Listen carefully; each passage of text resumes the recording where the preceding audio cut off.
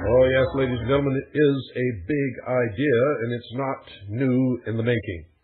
Those of you who think that George Bush coined that phrase, or he's the only one over the years that has uttered that phrase, you just haven't been paying attention. Adolf Hitler used virtually the same term, ladies and gentlemen.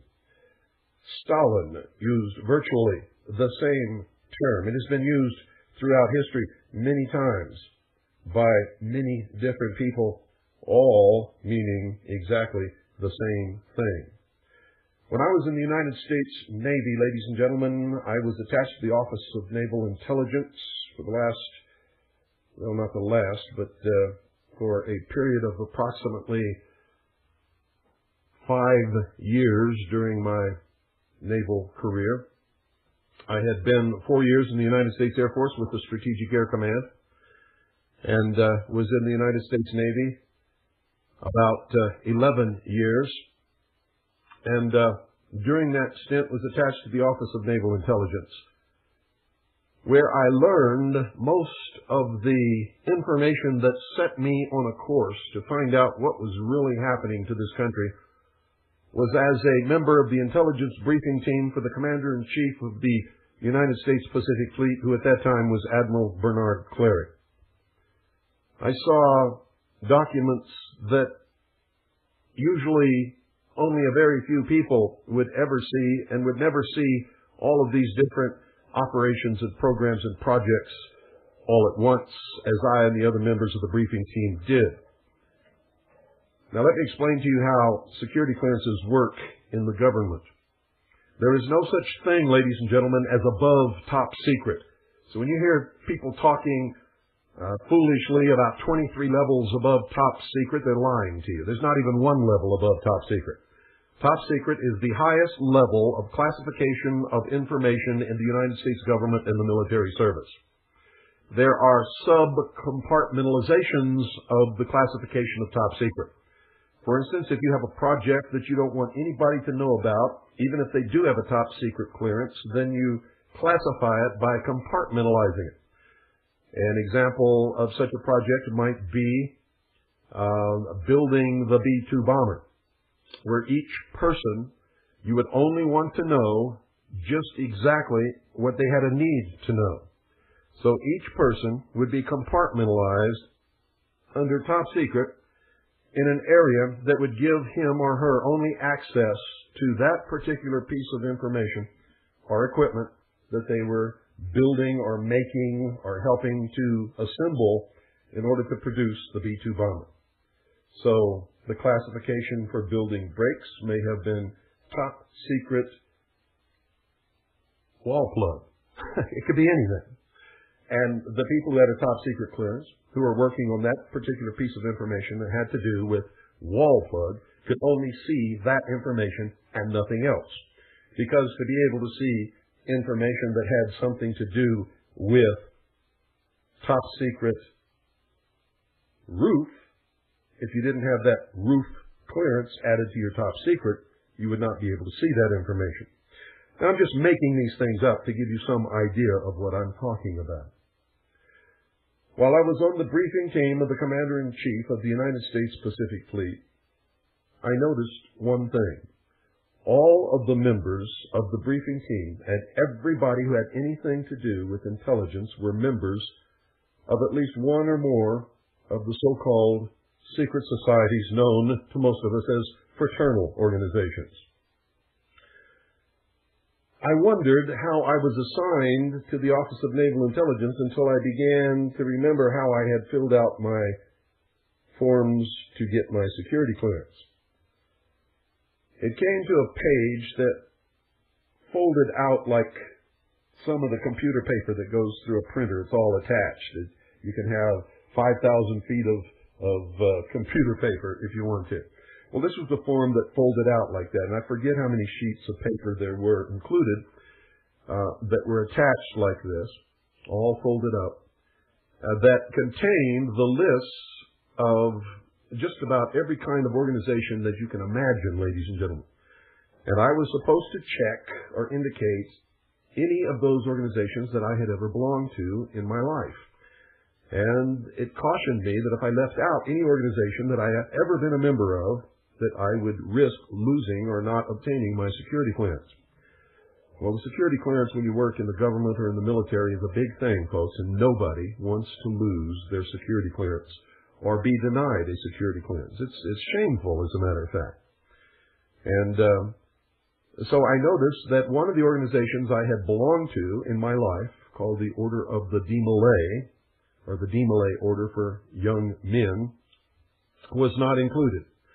So I checked Freemasonry, because the Demolay organization for young men, or teenage boys, as a matter of fact, is the adolescent version of the Masonic Lodge, so to speak.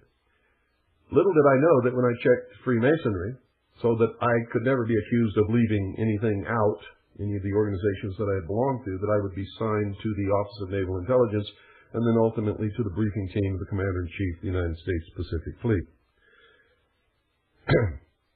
And so that's how I got assigned. And while I was there, I saw, ladies and gentlemen, and learned very quickly that the American people are very seldom, if ever, told the truth about literally anything. For instance, while President Nixon, and folks, don't blame it all on President Nixon, they all do it. This is the established policy of the national security apparatus. You don't tell anybody anything they don't have a need to know. And you never tell the American people the truth about what's happening, ever. It's just that simple. They don't have a need to know.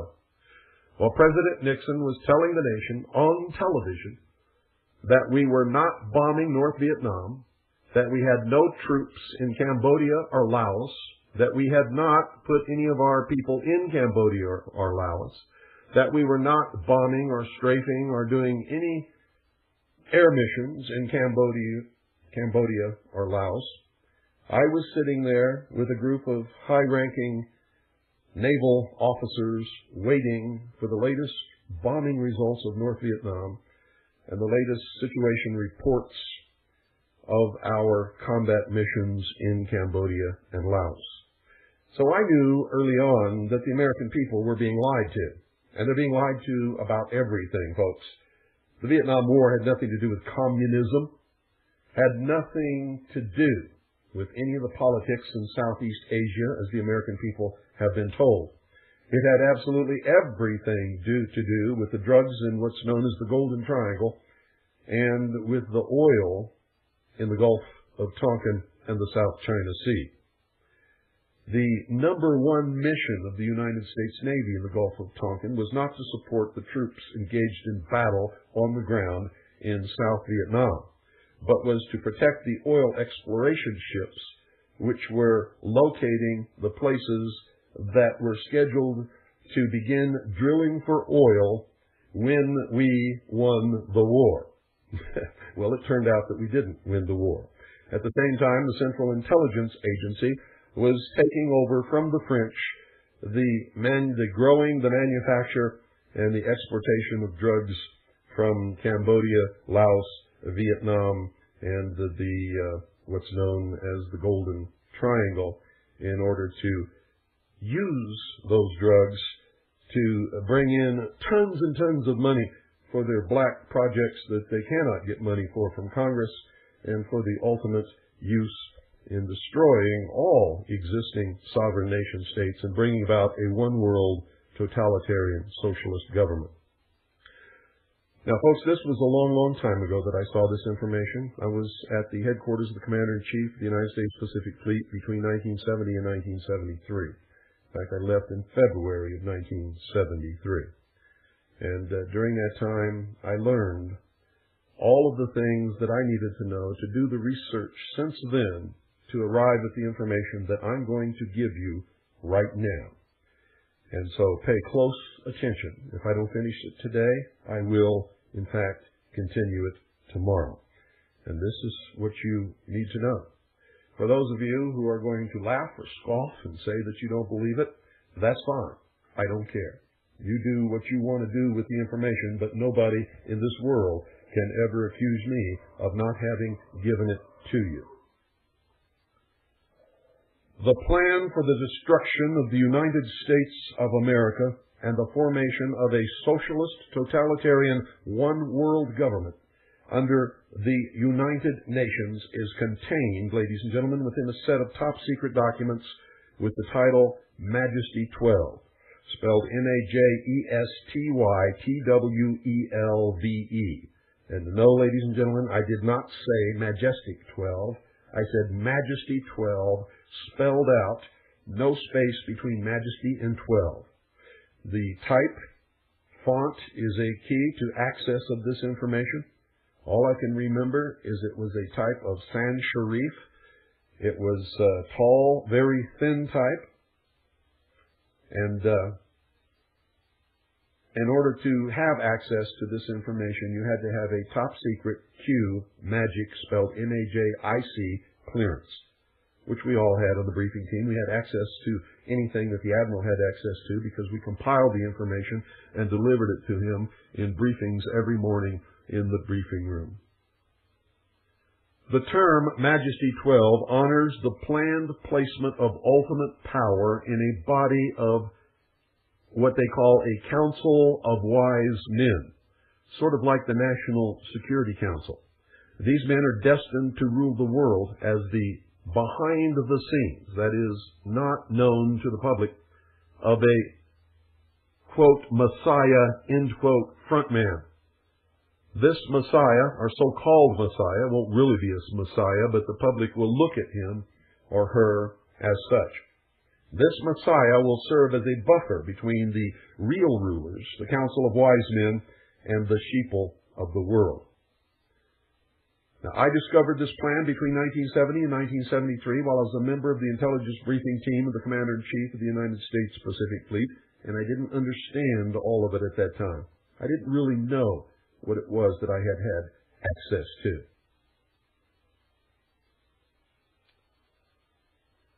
The plan, ladies and gentlemen, outlines the formation of a world totalitarian socialist government.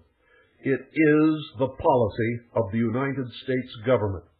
It is to be ruled by a behind-the-scenes Council of Wise Men.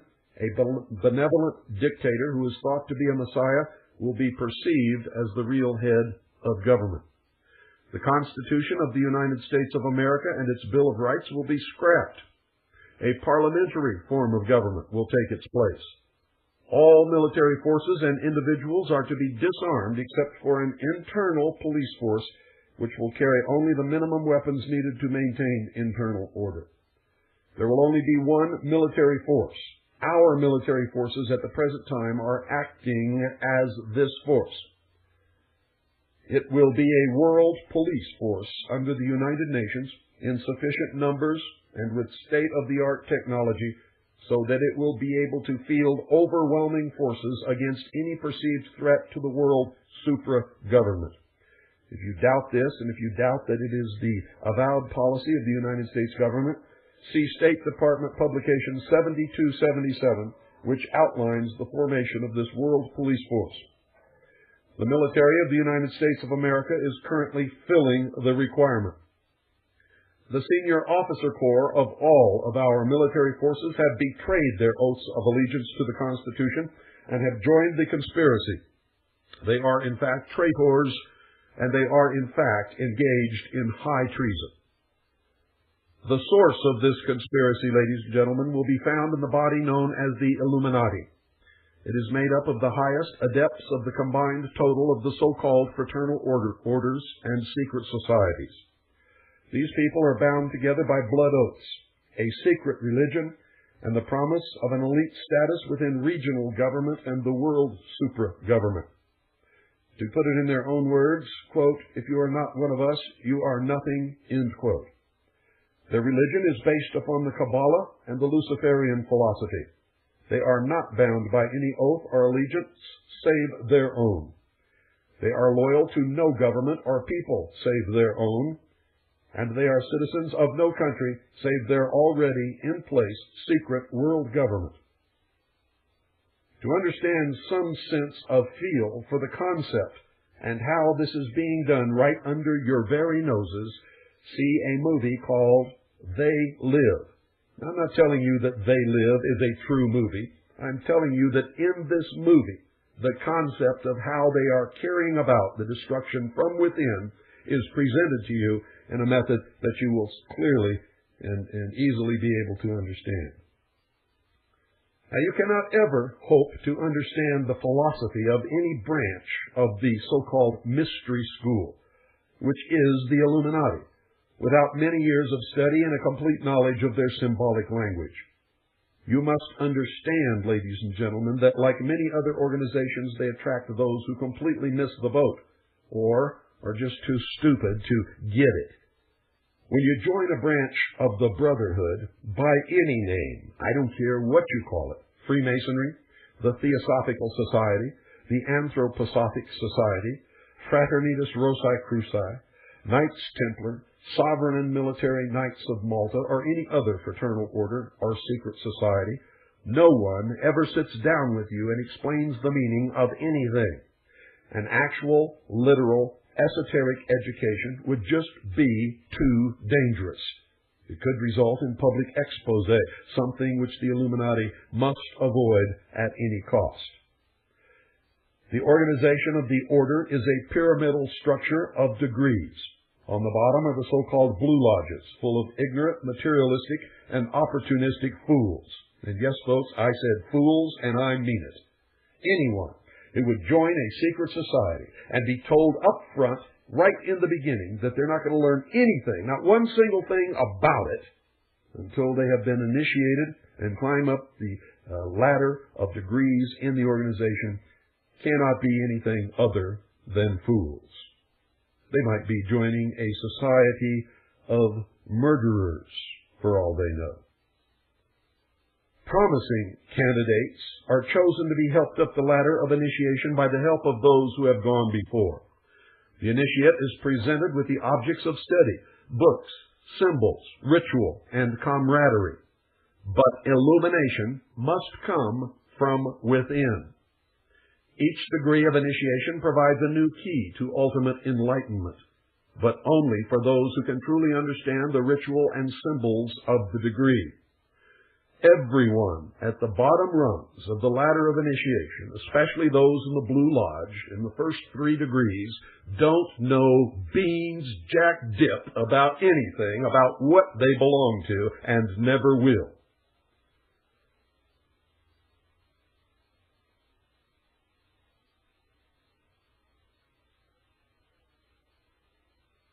Where understanding or the ability to keep the secrets stops, the progress of the candidate stops, and they never ever progress any higher.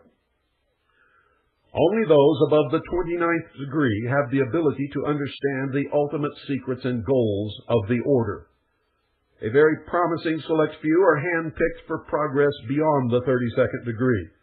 Those chosen disappear behind the veil and become one of the, quote, 1,000 points of light, end quote, but they are more properly known as the Magi. That process has always been the protection of the Illuminati in a Christian world that has had a tendency to burn at the stake those who differed in belief or philosophy.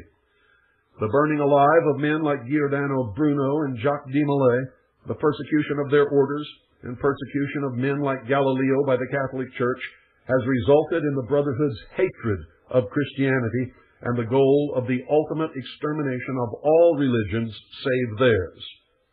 Now listen to me carefully. The goal is the ultimate extermination of all religions except for their religion. And yes, there is a religion. The philosophy at the core, ladies and gentlemen, of all of the mystery schools is the foundation and the font of socialism and communism. Most socialists don't have the slightest idea that they are puppets of an arcane philosophy bent upon world domination. They actually believe they will ultimately realize a world where everything is free courtesy of Big Brother, and where all risk and worry has disappeared. Any such world would only be a world of slaves dependent upon an elite class of masters. What fools! The philosophy of the mystery school is the Luciferian philosophy as put forth by General That's Christopher Albert Pike, who was one of the founders of the Ku Klux Klan. But it is not his original thought. He just expounded upon it in forms that eventually became accessible to those who seek it, like me.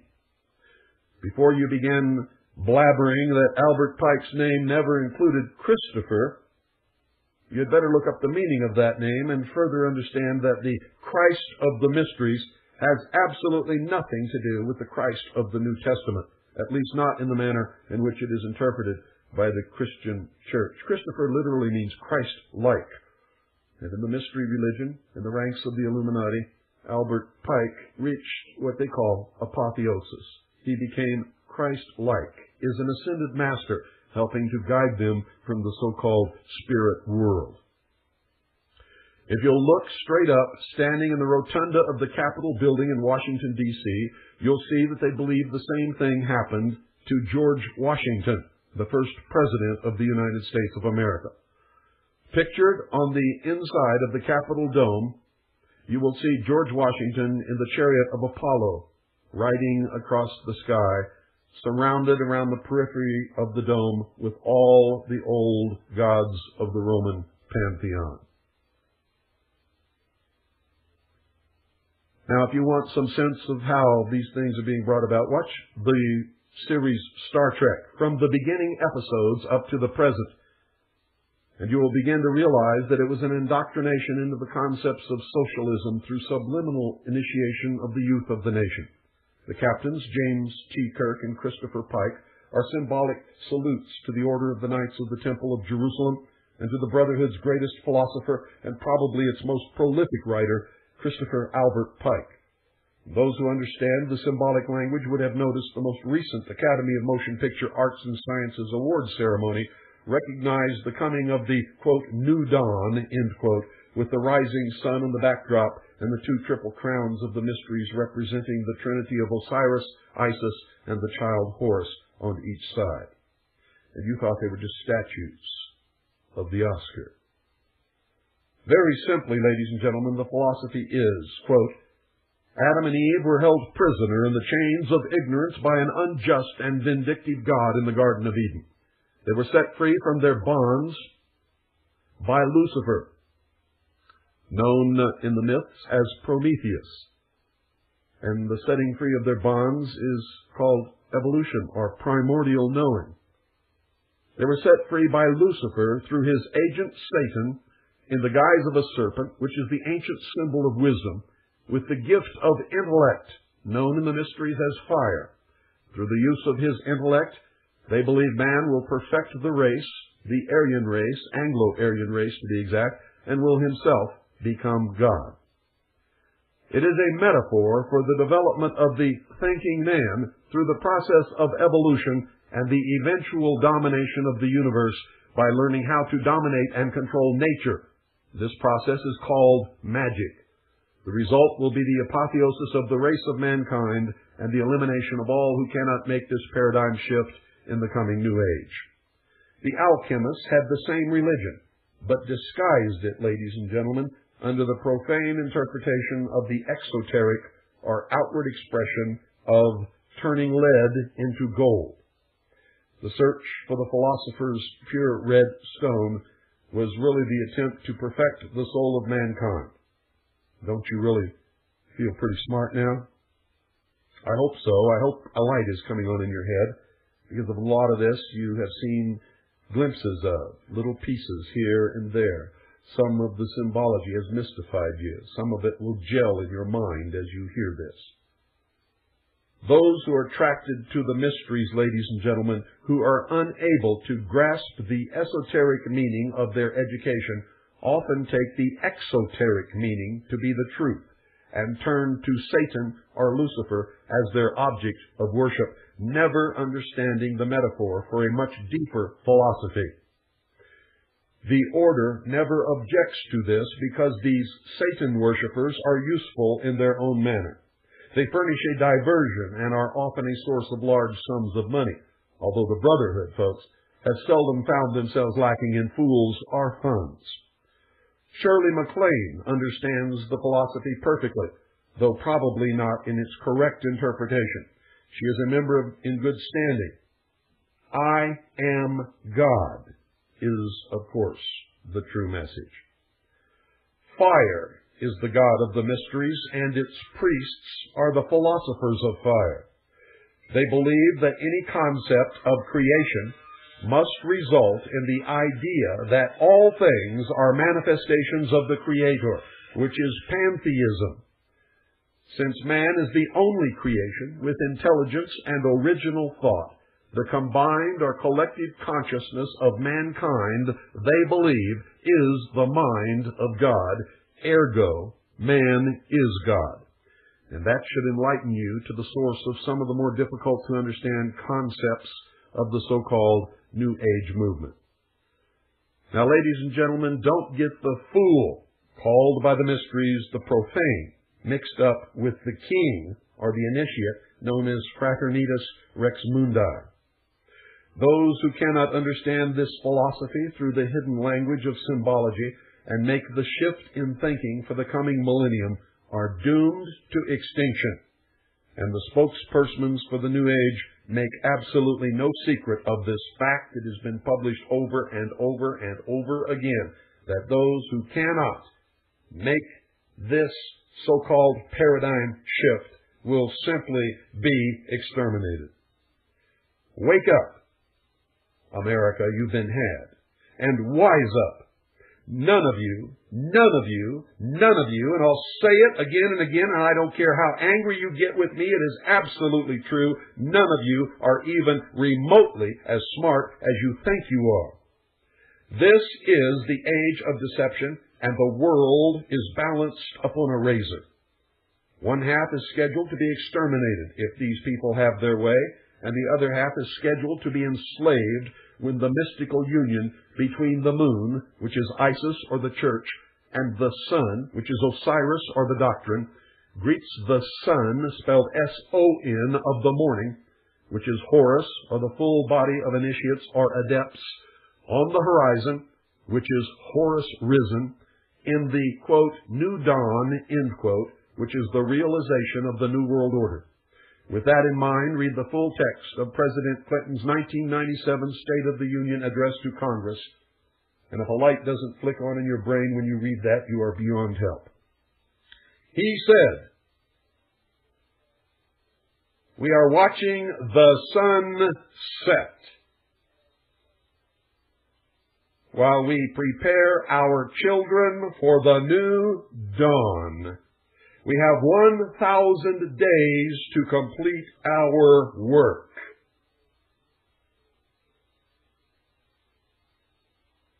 Wake up.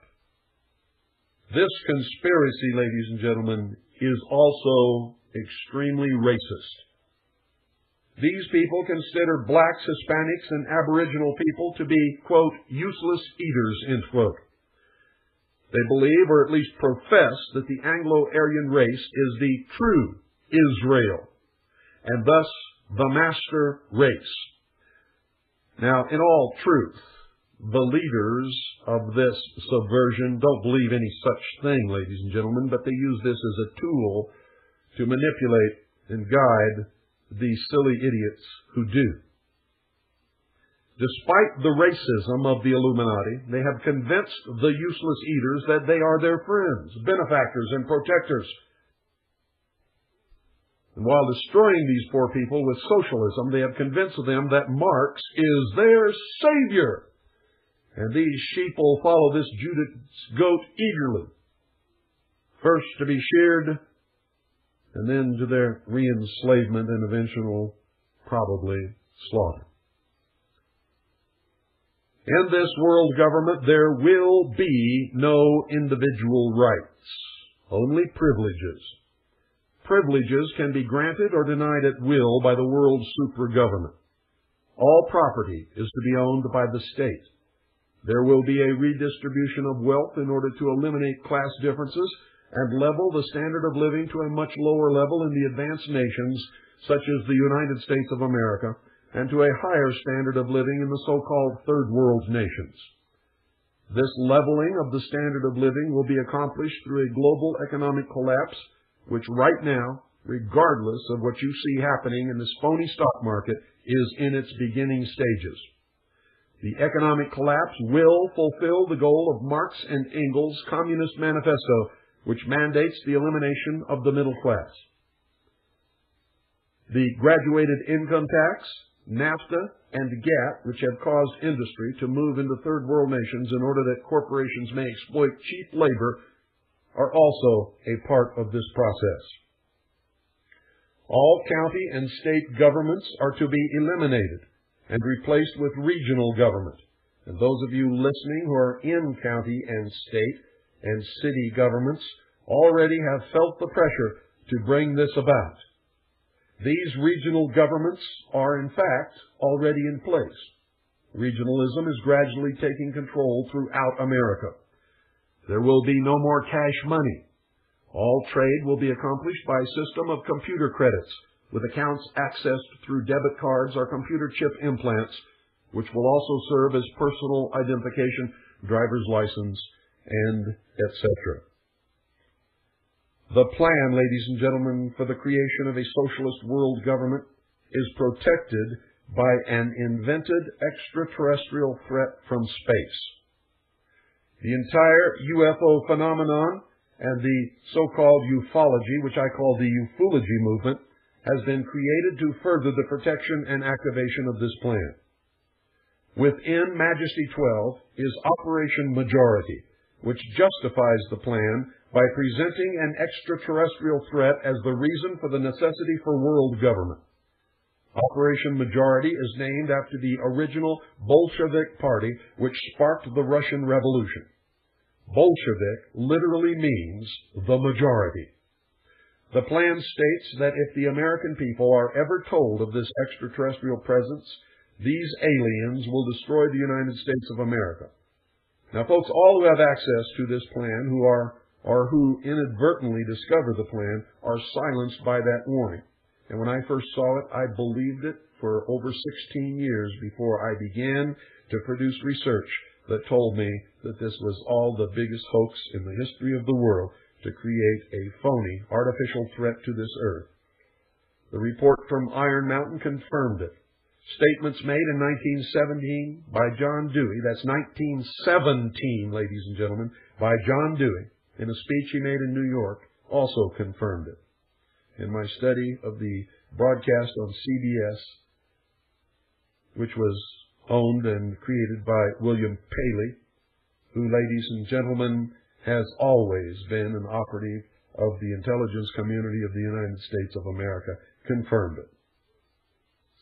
A further safeguard ensures that anyone who links the so-called alien threat with the coming world government will be ridiculed and discredited by the press. When I saw this plan while I was in the Navy, I believed it. It was not until I had performed many years of research that I was able to fully understand exactly what it was that I had seen. It was extremely difficult, at best, for me to believe that my government and the Navy had used me in the manner in which they had, especially since I had dedicated my life to government and military service. Now, ladies and gentlemen, this plan is real. The extraterrestrial threat is artificial. The alien threat, or so-called alien threat, is presented as real through the use of secret technology which was originally developed by the Germans in their secret weapons programs during World War II, by geniuses like Nikola Tesla and many others. Most military and government personnel who have access to this material believe sincerely that the extraterrestrial threat is real. They, like I, could not and will not probably understand how they are being manipulated and lied to. It took me many years to understand it. None of them, and I can say this absolutely with no hesitation whatsoever, not one single one of them has ever seen any evidence of the existence of any extraterrestrial creature or any advanced technology other than that of human origin. All, and I mean all, ladies and gentlemen, so-called leaks are intentional disinformation projects perpetrated by the counterintelligence divisions of the various organizations within the intelligence community, which are designed to promote the artificial alien threat scenario while allowing for complete deniability on the part of government. The antics of Vicky Cooper, no relation, now Vicky Cooper Ecker, Donald Francis Ecker III, William Moore, Jamie Chandere, Stanton T. Friedman, Bud Hopkins, John Lear, Linda Moulton Howe, Art Bell, George Knapp, Colonel Philip Corso, the so-called alien autopsy film, which is a fake, fraud, hoax, NASA, the Mars meteorite, supposedly containing fossil evidence of life on Mars, and many other people and events are projects of this type. The plan, ladies and gentlemen, to create an artificial extraterrestrial threat to the Earth was first mentioned by John Dewey in New York during 1917 in a speech to the visiting Japanese imperial delegation headed by Viscount Ishii.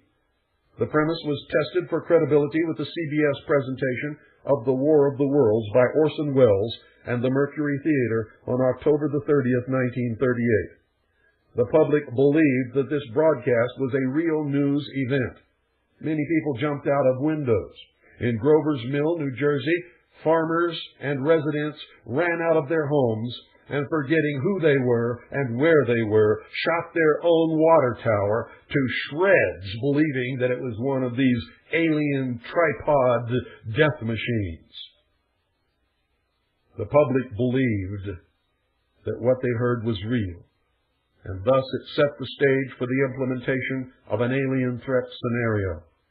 The only problem was that the state-of-the-art of technology at that time did not allow for a believable presentation.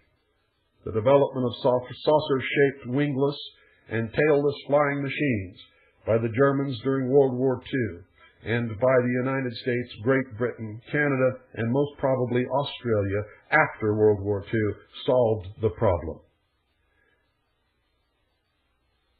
Now, we recently came in the possession of a document that was released to us through the Freedom of Information Act from the Central Intelligence Agency. And here's what the document says. Memorandum to Director, Psychological Strategy Board, subject flying saucers. 1.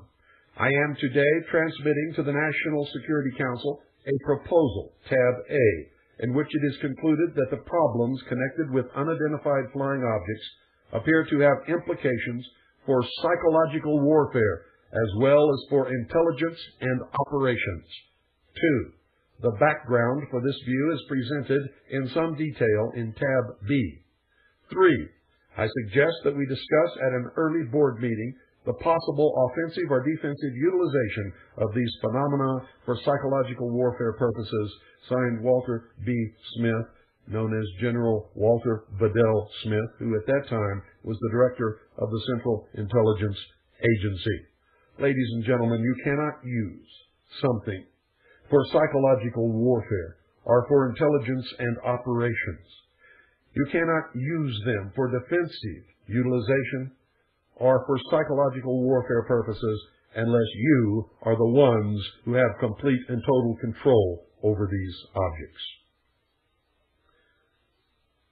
After World War II, the announcement of the Jewish Holocaust, the proposal of a world government which would prevent future wars and genocide by the formation of the United Nations in 1945, and the announcement of sightings of flying saucers by Kenneth Arnold. My tongue is getting a little tied here, folks. By Kenneth Arnold, an ex-intelligence officer in 1947, launched this deception. And since then, by the way, every single person connected with UFOs has been a member of some branch of the intelligence community.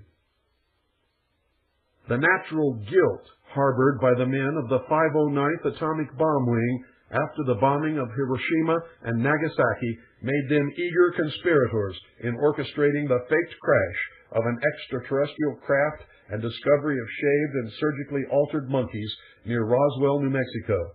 The artificial extraterrestrial threat was thus implanted in the public consciousness. We also have in our possession another recently released document, this one from the Federal Bureau of Investigation, that literally tells the truth about Roswell, New Mexico. It's from the FBI office in Dallas to the director and senior agent in charge in Cincinnati. That's the director of the FBI and the senior agent in charge in Cincinnati. Urgent. Flying disc information concerning, and that's blacked out, Headquarters 8th Air Force telephonically advised this office that an object purporting to be a flying disc was recovered near Roswell, New Mexico this date.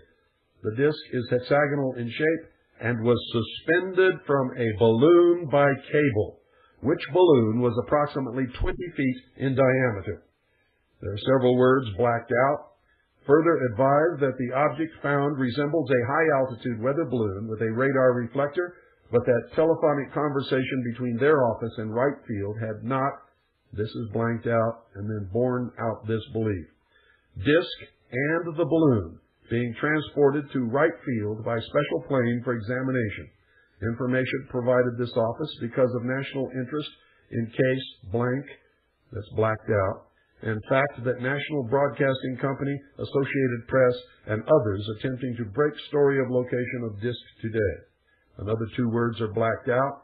Advised would request Wright Field to advise Cincinnati office results of examination, no further investigation being conducted. And then it has all the routing and the typical stuff on it. This is an authentic document. It is real, and it tells the truth. Now, applying Hitler's concept, ladies and gentlemen, of the big lie, the artificial extraterrestrial threat was nurtured and built into an always present possibility over the next 50 years. Eventually, a large percentage of the world's population, including many of you listening, found themselves believing in alien ships, extraterrestrial visitation, alien mutilation of animals, which is really the byproduct of the government's experimentation with low-level radiation effects upon animals and humans across the country, downwind of atomic power plants, nuclear weapon assembly plants, and various other facilities that occasionally, on purpose or by accident, release radiation into the atmosphere. And alien abductions of humans with absolutely, and I'll say this again, with absolutely no proof that extraterrestrials exist anywhere in the universe, much less that any have ever visited this planet whatsoever. To try to obtain any, just in case some exists, some organizations have offered as much as $1 million reward to anyone who will bring forth any shred of any evidence whatsoever of the proof of the existence of extraterrestrial life. Not one single person has ever come forward to claim any of these rewards ever at any time. The artificial threat is further advanced through the mind control programming of Marxists in Hollywood,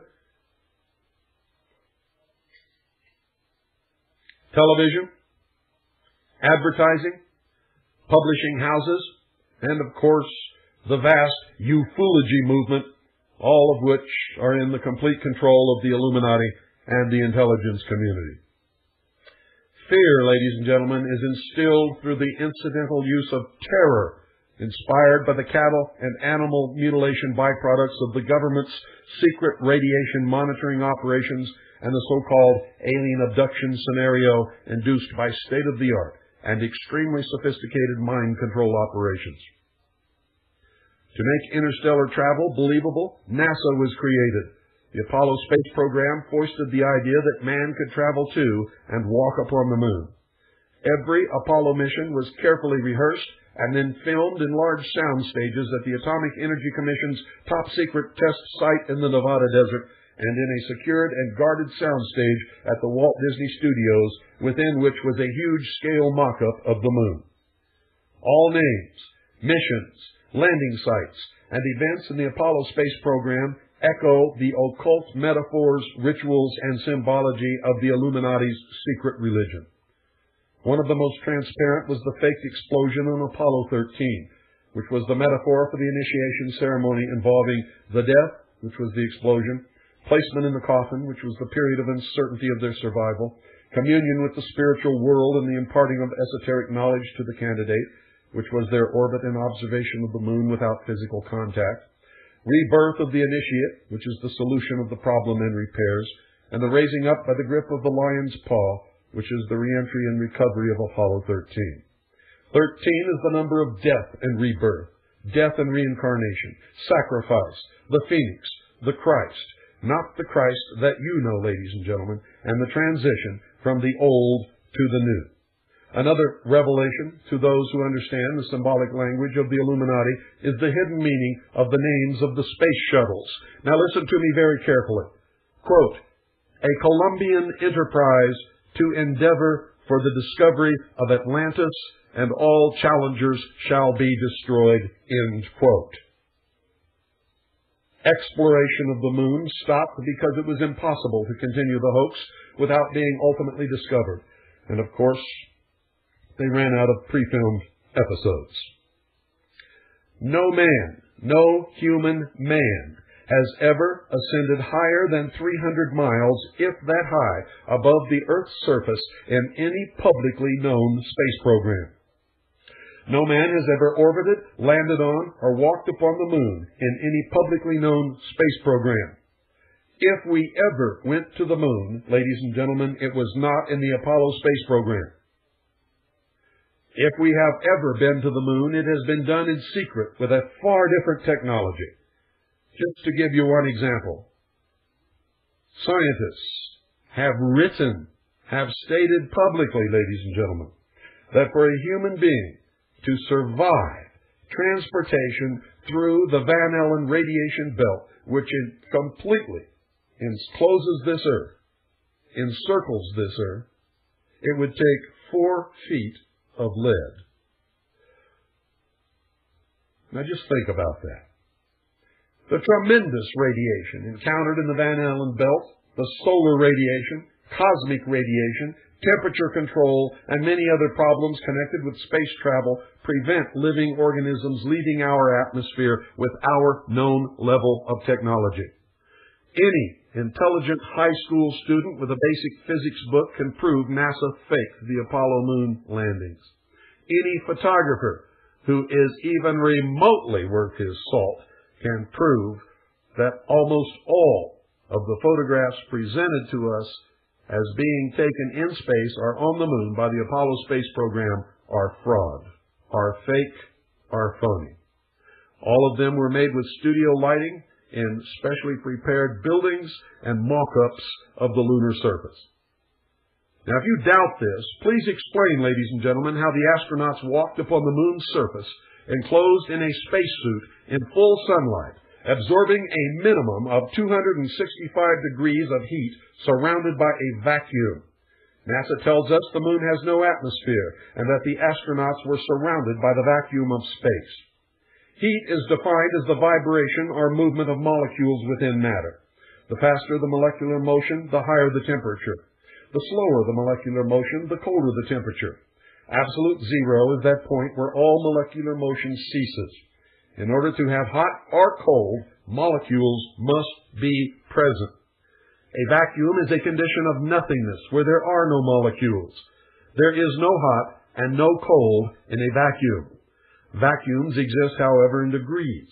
Some scientists tell us that there is no such thing as an absolute vacuum, but that space is the closest thing to an absolute vacuum that is known to man. There are so few molecules present in most areas of what we know as space that any concept of hot or cold is absolutely impossible to measure and, in fact, for all intents and purposes, does not exist.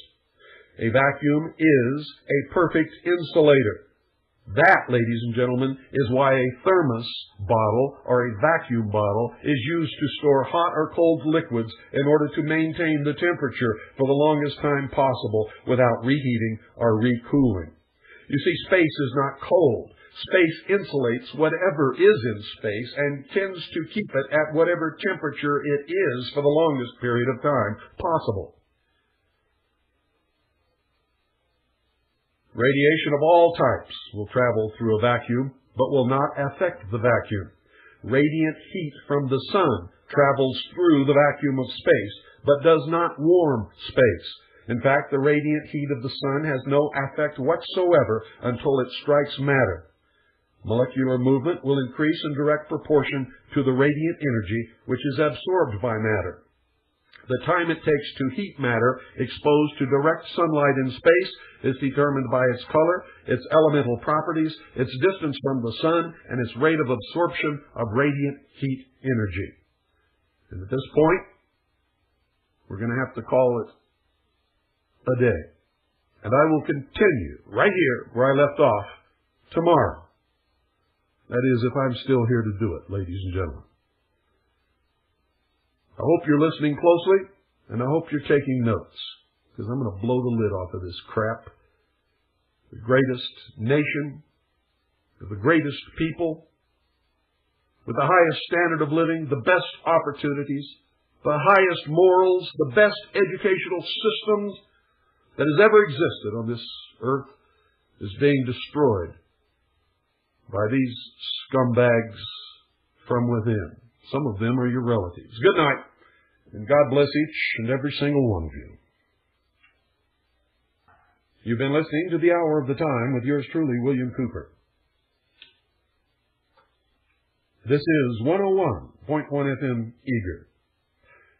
Be sure and tune in tomorrow, ladies and gentlemen, for part 2 of Majesty 12. Don't miss it. If you do, you're going to regret it for the rest of your life.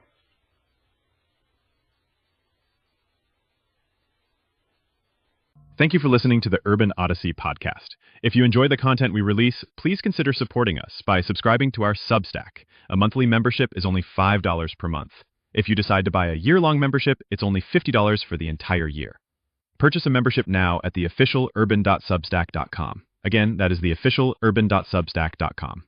You can also find all of my free resources that I share, such as free books, links, documentaries, and more, at bio.link/officialurban. Again, that's bio.link/officialurban. Now, let's get back to the audio.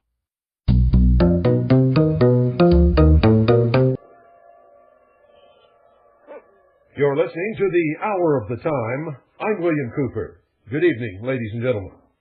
I hope you're all ready for tonight's broadcast. This is a live broadcast. And we're going to talk about documents that I saw while I was with the Office of Naval Intelligence, specifically on the intelligence briefing team of the United States Commander-in-Chief of the Pacific Fleet, who at that time was Admiral Bernard Clary. These documents outlined the coming formation of a one-world socialist government.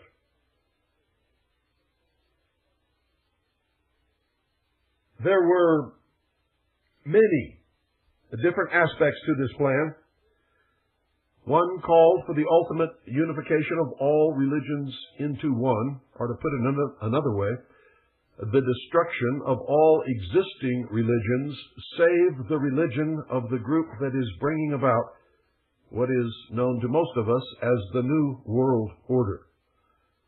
It is, in fact, and it was revealed by this plan, that they are the sum total of the highest adepts of all of the secret societies and so-called fraternal orders, which as one body make up the mystery schools, or the ancient mystery religion of Babylon.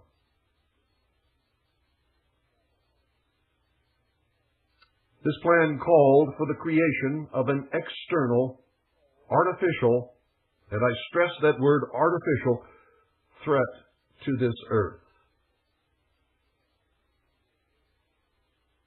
The entire ufology movement, ladies and gentlemen, is a creation meant to bring that about. Don't go away. I'll be back in just a couple of minutes, and we will continue.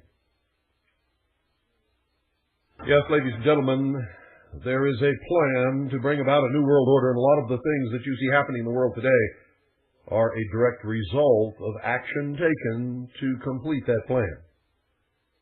Now, many of you aren't going to believe a word that I'm saying, and that's okay. You will find out eventually, I can assure you. And just as a little aside here, over the years that I've been warning people about this and teaching people the truth about what's really going on, I have made probably 200 or 300 predictions. I've only been wrong once. All of my predictions have come true, ladies and gentlemen, except for one, and that was my prediction that Manuel Noriega would not be tried in an American court nor serve any time in an American prison because it was against the law of nations for somebody like the United States to arbitrarily decide to arrest the leader of a foreign country. Just as their diplomats have immunity when they are here in this nation representing their country, the heads of government of all countries have diplomatic immunity unless they are captured as an act of war. But that was no war, ladies and gentlemen. It may have been an act of war, but it was no war. It was a police action. I mean, our troops went down there specifically to arrest Manuel Noriega on charges put forward by the Justice Department in a United States court. It was unlawful. But at that time, I was not aware that they were so far along in their plans that the concept of sovereign nations no longer stands. Which means if another nation ever becomes more powerful than the United States of America, they can do the same thing to us, ladies and gentlemen, or the United Nations. If the Security Council votes to arrest the President of the United States based upon the precedent that we set in Panama, they can do it. Now, I'm going to overlap on yesterday's broadcast just a little bit to make sure that we're not behind in anything. I want to make sure that everybody understands exactly what I'm talking about. And I don't want to come in the middle of something that we started yesterday, so we're going to back up a little bit. And I'm going to go over some material that we have already covered. As always, when you listen to the Hour of the Time, folks, make sure you have pen and paper handy and that you use it. Take copious notes. And once you have this information and you understand it, if you watch the events happening in the world, all of a sudden, things will begin to come together and make sense to you that made no sense to you ever before in your life. If you really believe that things on the worldwide scale happen all the time by accident, then you're not playing with a full deck of cards, folks. If all of these things were happening by accident, at least some of them would happen in our favor. But they're not. The law of averages, the laws of statistics say that eventually the card has to come up in our favor. We have to get a winning hand. But we are continually losing big time. And I mean big time. So let's back up. Remember, I talked yesterday about the creation of an artificial alien threat to this earth to facilitate the destruction of sovereign nations, the coming together as one humanity under a one world government, with all people willing to make whatever sacrifices are called upon them to make, such as giving up all your liberties and freedoms and anything else they may ask you to do, in order to oppose this external threat. And I talked about a lot of other things, but if you want to go back and cover those, folks, you're going to have to buy the tape. Now, this radio station and this broadcast is owned and operated by the Independence Foundation Trust, which is a non-profit charitable organization. So if you want to find out how to acquire the tapes of any broadcast of the Hour of the Time, write to Harvest Trust. That's Harvest Trust. P.O. Box 2470, Pine Top, Arizona 85935. That's Harvest Trust. P.O. Box 2470, Pine Top, Arizona 85935. Or you can call 520-333-4578. We now continue with today's broadcast. In order to make interstellar travel believable, which nobody was buying, nobody understanding the vast distances in space could even remotely conceive that somebody from some other star could make the journey from their planet to here. Not only that, but nobody could understand how they could find this planet or even want to come here, given the billions and billions of choices that there are in the universe. So in order to make this believable, which absolutely had to occur for this scam to be swallowed by the people of the world, NASA, the National Aeronautic and Space Administration, was created. The Apollo space program, ladies and gentlemen, foisted the idea that man could travel to and walk upon the moon. Every single Apollo mission was carefully rehearsed and then filmed in large sound stages at the Atomic Energy Commission's top-secret test site in the Nevada desert, and in a secured and guarded sound stage at the Walt Disney Studios, within which was a huge-scale mock-up of the moon. All the names, missions, landing sites, and events in the Apollo space program echoed the occult metaphors, rituals, and symbology of the Illuminati's secret religion. One of the most transparent, not the most, but one of the most transparent, was the faked explosion on Apollo 13, which was the metaphor for the initiation ceremony involving the death, which was the explosion, placement in the coffin, which was the period of uncertainty of their survival, communion with the spiritual world and the imparting of esoteric knowledge to the candidate, which was the orbit and observation of the moon without physical contact, rebirth of the initiate, which was the solution of the problem and repairs, and the raising up by the grip of the lion's paw, which was the re-entry and recovery of Apollo 13. 13, ladies and gentlemen, is no coincidence. It is the number of death and rebirth, death and reincarnation, sacrifice, the phoenix, the Christ, but not the Christ that you know if you are a Christian, and the transition from the old to the new. Another revelation to those who understand the symbolic language of the Illuminati is the hidden meaning of the names of the space shuttles. Listen to this very carefully. I assume that you all know the names of the space shuttles. If you don't, they are all included in this sentence.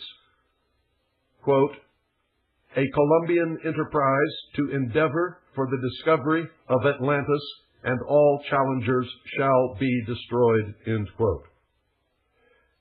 Exploration of the moon, ladies and gentlemen, stopped because it was impossible to continue the hoax without being ultimately discovered.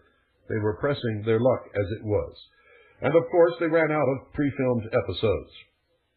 No man, ladies and gentlemen, listen to me very carefully, no man has ever ascended higher than 300 miles, if indeed any have ever ascended that high above the Earth's surface. No man has ever orbited, landed on, or walked upon the moon in any publicly known space program. If man has exceeded the 300-mile limit, and if man has ever truly been to the moon, it has been done in secret and with a far different technology. It was not done in the Apollo space program. And any high school student with a basic physics book can prove it. The tremendous radiation encountered in the Van Allen belt, a belt surrounding the Earth, ladies and gentlemen, of such intense radiation that before this information became embarrassing, scientists stated unequivocally that for a man to get through the Van Allen belt without frying in this radiation, he would need a 4-foot-thick lead shield. But that's not all. In space, there is solar radiation. You see, standing on the surface of the Earth or anywhere within our atmosphere, even a thin atmosphere, we are protected from the solar radiation and from the tremendous increase above the normal solar radiation that is created by solar flares and flung throughout the universe. Most of them are unpredictable, cannot be predicted. There is no such thing as saying we're going to send a man from the Earth to the Moon during this period of time because we know there's not going to be any solar flares or solar storms. And thus they'll be safe from radiation. Cannot be done. On top of that, there's cosmic radiation. On top of that, there is a tremendous problem with temperature control and many other problems connected with space travel, which prevent living organisms leaving our atmosphere with our known level of technology. As I said, any intelligent high school student with a basic physics book can prove NASA faked the Apollo moon landings. Now, if you doubt this, ladies and gentlemen, please explain how the astronauts walked upon the moon's surface enclosed in a spacesuit in full sunlight, absorbing a minimum of 265 degrees of heat surrounded by a vacuum. 265 degrees, ladies and gentlemen, is 55 degrees above the boiling point of water. Now, it would take one hell of an air conditioning system to keep them cool. NASA tells us the moon has no atmosphere and that the astronauts were surrounded by the vacuum of space. Well, if that's true, ladies and gentlemen, heat is defined as the vibration or movement. Heat is defined, ladies and gentlemen, as the vibration or movement of molecules within matter. The faster the molecular motion, the higher the temperature. The slower the molecular motion, the colder the temperature. Absolute zero is that point where all molecular motion ceases. In order to have hot or cold, ladies and gentlemen, molecules must be present. NASA tells us that space is absolute zero, that it is colder than any cold that any person has ever experienced, because absolute zero is like 200 and something degrees below the zero that you know about. Do you understand what I'm telling you? That is a lie. NASA has intentionally lied to us all of these years. Space is a vacuum. A vacuum is a condition of nothingness where there are no molecules. Vacuums, ladies and gentlemen, exist in degrees. Do you understand what I'm telling you? Some scientists tell us that there is no such thing as an absolute vacuum. But space is the closest thing to an absolute vacuum that has ever been known to us. There are so few molecules present in most of the areas of what we know as space that any concept of hot or cold is absolutely impossible to measure. For all intents and purposes, it cannot be measured, does not exist. Now remember, a vacuum is a perfect insulator. That's why a thermos bottle or a vacuum bottle is used by all of you to store your hot or cold liquids in order to maintain the temperatures for the longest time possible without reheating or recooling. Same thing in space, ladies and gentlemen. Space is a perfect insulator. It is not cold. However, an object in space can be heated by the radiant heat of the sun, which can travel through a vacuum, although it does not affect the vacuum. Remember, for something to be heated or cooled, there must be molecules present. Radiation of all types will travel through a vacuum, but will not affect that vacuum. Radiant heat from the sun travels through the vacuum of space, but does not warm space. In fact, the radiant heat of the sun has no effect whatsoever until it strikes matter. Molecular movement will increase in direct proportion to the radiant energy which is absorbed by matter. The time it takes to heat matter exposed to direct sunlight in space is determined by its color, its elemental properties, its distance from the sun, and its rate of absorption of radiant heat energy. In other words, an object in space will absorb the radiant heat energy of the sun and will be heated until its temperature becomes equal to the radiant heat that it is absorbing. The side of the object that is in shadow will not be cooled by the so-called, quote, cold of space, end quote, NASA's lie that it has perpetrated for all of these years. it does not happen.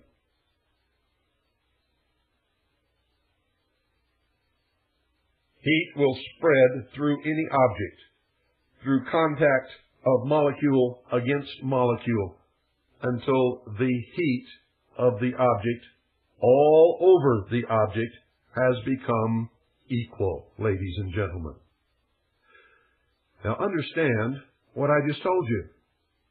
Objects which are heated cannot be cooled by space. In order for an object to cool, it must first be removed from direct sunlight, and then it will stay at the temperature that it is at for quite a long time, until the molecular motion slows down through the resistance of molecules vibrating against each other, until all motion stops if the object is kept out of direct sunlight for a long enough period of time. Objects which are in the shadow of another object will eventually cool, but not because space is cold. Space is not cold. Space has no temperature whatsoever. Space is a perfect insulator.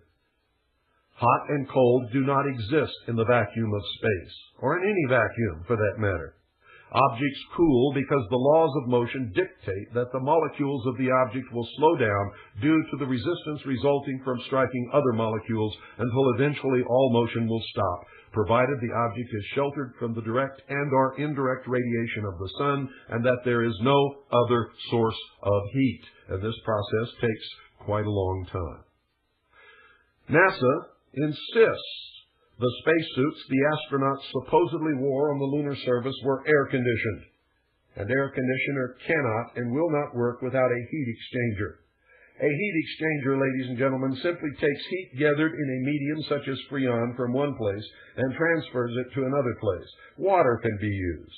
Air can be used. Anything that will conduct heat can be used for this process. This requires a medium of molecules which can absorb and transfer the heat, such as the atmosphere or water. An air conditioner will not and cannot work in a vacuum. NASA, in fact, says that their air conditioning works by a system of tubes which carry water all around the body, all throughout the spacesuit, and to a heat exchanger, which is cooled by ejecting water onto coils which freeze because of the cold of space, and then the water on the coils absorbs the heat from the water in the coils and then evaporates into space. It does not happen, ladies and gentlemen. It is another lie. Such a system might work in the atmosphere of the Earth, but it will not work in the vacuum of space. In fact, if you look at the videotapes, the good videotapes of the astronauts walking around in their spacesuits, you will see no tubes of heat exchangers of any kind and no ice formed on their backpacks anywhere at any time. Which means if such a heat exchanger exists, it must exist underneath the backpack, and there must be an opening there so that the ice can have contact with the vacuum of space. When you watch the astronauts bend over, you will see that there is no opening on the bottom of their backpack. NASA has lied to us again. There is no heat exchanger. There is no way that the spacesuits can be cooled surrounded by a vacuum in space, ladies and gentlemen. Not only that, but even if they had a heat exchanger that was hidden in the backpack and was somehow open to the vacuum of space so that ice could evaporate, NASA has proved themselves a liar through their own words by stating that they have found ice in the shadowed portions of craters that are never lit by the light of the sun. Ice that has been there for millions, maybe billions of years. So NASA themselves have told us that ice will not evaporate into the vacuum of space.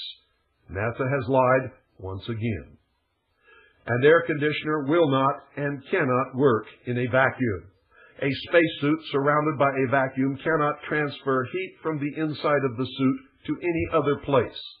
The vacuum, remember, is a perfect insulator. a man would roast in his suit like a hot dog in such a circumstance. The same laws of physics apply to any vehicle traveling through space. How did they cool the vehicle? Traveling through space, ladies and gentlemen. Thank you, honey. My little daughter just got home and brought something in to show to me. The same laws of physics, ladies and gentlemen, apply to any vehicle traveling through space. NASA says they solved the problem of heat buildup in the space vehicle traveling from the Earth to the Moon, which you'll remember took several days, by slowly rotating the spacecraft so that as one side was heated, this is exactly what they tell us, as one side is heated, it slowly rotates into the shadow side where it is cooled by the sub-zero temperatures of space. Another lie. Remember, space is a vacuum. It is a perfect insulator. The only thing that NASA could accomplish by slowly rotating the vehicle as it traveled through space would be to roast the astronauts evenly all the way through from all sides, just like a hot dog or a turkey on a spit. Do you understand what I'm telling you? There is no way to cool that spacecraft traveling through space, and the way that NASA does it, or the way that NASA has told us that they did it, is a lie. It is a lie. Remember, they told us that the spacecraft is slowly rotating as it travels through space. And as one side is heated to the tremendous temperatures caused by the radiant heat of the sun, it slowly rotates into the shadow side. It's always rotating, so it doesn't stay there very long. But NASA claims that it was cooled by the sub-zero temperatures of space. It is a lie. If the spacecraft was cooled by the sub-zero temperatures of space, why isn't your coffee cooled in the sub-zero temperatures of the vacuum that surrounds your coffee in a vacuum bottle? Because there is no temperature in a vacuum, and that's exactly what keeps your coffee hot, ladies and gentlemen. NASA has lied to us. NASA and the Apollo space program is one of the biggest hoaxes ever perpetrated. And this is just one of over 100 valid scientific reasons why NASA and the Apollo space program are two of the biggest lies ever foisted upon the unsuspecting and trusting people of the world. The head of NASA at the time of the Apollo space program, Mr. Kleindienst, was rewarded for his ability to hoodwink the world. He is now the Grand Commander of the Council of the 33rd Degree of the ancient and accepted Scottish rite of Freemasonry of the Southern Jurisdiction. In other words, he's the boss of almost all of the Freemasons in the world. All of the astronauts were Freemasons. All of them, ladies and gentlemen. There's a photograph in the House of the Temple in Washington, D.C. of Neil Armstrong on the moon's surface, supposedly. We know that he really was not there when this photograph was taken. In his spacesuit, holding his Masonic apron in front of his groin. The effect upon the people of the world was that if we could go to the moon, other creatures from other worlds could travel to our Earth. Especially an advanced race of other creatures. The escalation of the artificial alien threat scenario since that time has been and continues to be extremely obvious. After hearing this broadcast, you should go back and watch Independence Day again and listen very carefully to all of the dialogue, especially that spoken by the President and some of the other leaders of the world. A result, ladies and gentlemen, of the Genome Project at Los Alamos National Laboratory, the recent success of cloning and advances in biochemistry will produce laboratory-created creatures that will ultimately be presented to the people of the world as extraterrestrial in origin. The only reason and extraterrestrial has not been presented to humanity is that they have not yet succeeded in making one that is believable. For an in-depth explanation of this artificial alien threat scenario, read the report from Iron Mountain, The Probability and Possibility of Permanent Peace. The whole scenario is outlined in that study. A propaganda decoy has been presented by socialist change agents known to you as William Moore, Jamie Chanderay, and Stanton T. Friedman. It is called Operation Majestic-12. It has succeeded in leading the sheeple, especially the ufologists for a while anyway, away from the truth by presenting the artificial alien threat as a government cover-up, and that aliens are real. Most of the well-known ufologists and so-called UFO researchers are Illuminati socialists or government change agents operating in furtherance of propagandizing the American people. Ruby Ridge, Waco, the attack against patriots and militias and other acts of aggression against the American people who might discover and combat this fraud are acts of war. They are designed to demonize fundamentalist Christians, Jews, Muslims, members of the Mormon Church, other religious fundamentalist organizations, the lawful constitutional militia described in the statutes and the United States Code, and anyone else who might fight in defense of the Constitution and our liberty and freedom. These terrorist acts deliver a message to the American people and to the people of the world that any opposition to the new world super-government will be met with overwhelming force and the complete genocide of the enemies of socialism. The World Trade Center bombing, the bombing of the Oklahoma City Alfred P. Murrah Federal Building, and mass shootings by mental and ex-mental patients of large numbers of men, women, and children in Stockton, California, and the most recent one, were and will continue to be intentional acts of war designed to spread terror and a feeling of helplessness. Most of the ex or current mental patients who have perpetrated these acts are in fact innocent victims of mind control projects that are in activation to further the interests of this socialist new world order.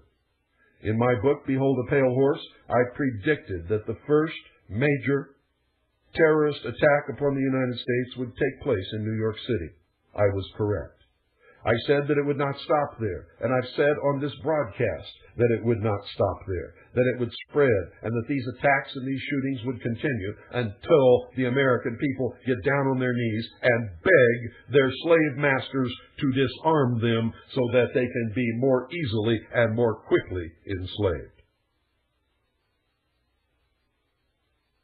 And the sheeple are following for it, hook, line, and sinker. In fact, ladies and gentlemen, and it is a fact, the FBI, the Federal Bureau of Investigation, orchestrated the attack upon the World Trade Center, teaching the terrorists how to drive the van. They taught the terrorists how to build the bomb. They placed it in the building and detonated the bomb. One of the Federal Bureau of Investigation informants attempted to secure permission from the FBI to substitute inert ingredients for the bomb so that no one would be injured. But the Federal Bureau of Investigation agent in charge denied the request. The informant tape recorded every single one of his conversations. That's right, it is a combination.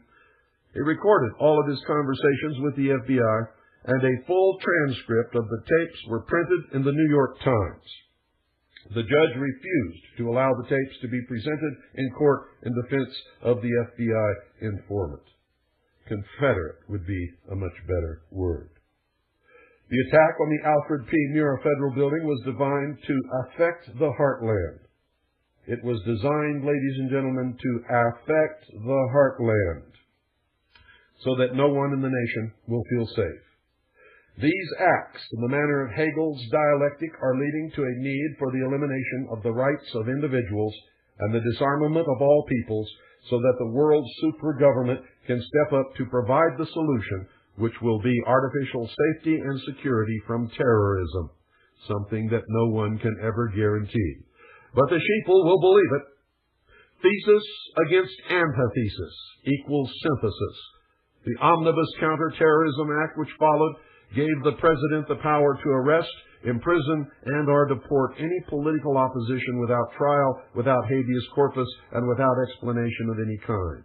It, in fact, gave him the power to name any group a terrorist group, thus setting the stage for the arrest, detention, imprisonment without benefit of habeas corpus, without benefit of any kind of trial, with a possible result of deportation to a foreign country, and without explanation to anybody, by anybody. And I'm here to tell you, if these acts of terror do not succeed, there will be more bombings. There will be chemical or biological attacks. They will escalate in the destruction, maiming, and killing of men, women, and especially children. As a last resort, if all else fails, the Illuminati are prepared, and I'm going to tell you this again so that you understand it, as a last resort, if all else fails, believing completely that the ends justify the means, the Illuminati are prepared to detonate an atomic weapon in a large American city such as New York, Chicago, or Los Angeles. A war may be promulgated in the Middle East in order to provide the excuse needed to explain terrorist attacks upon the United States of America to the American sheeple in order that they will accept personal disarmament in the interest of peace and security. Now listen to this closely, and if you don't believe it, you check it, because all the documentation is in the public domain. Most of it has already been admitted by the United States government and has been published in the major newspapers of the nation. Saddam Hussein was trained by the Central Intelligence Agency. Saddam Hussein was put in power in Iraq by the Central Intelligence Agency under George Herbert Walker Bush, who later became the President of the United States of America, and led the United States in a war called Desert Storm against Saddam Hussein and Iraq, making sure that no harm came to Saddam Hussein. The United States armed Iraq and gave Saddam Hussein the technology and scientific knowledge to create weapons of mass destruction.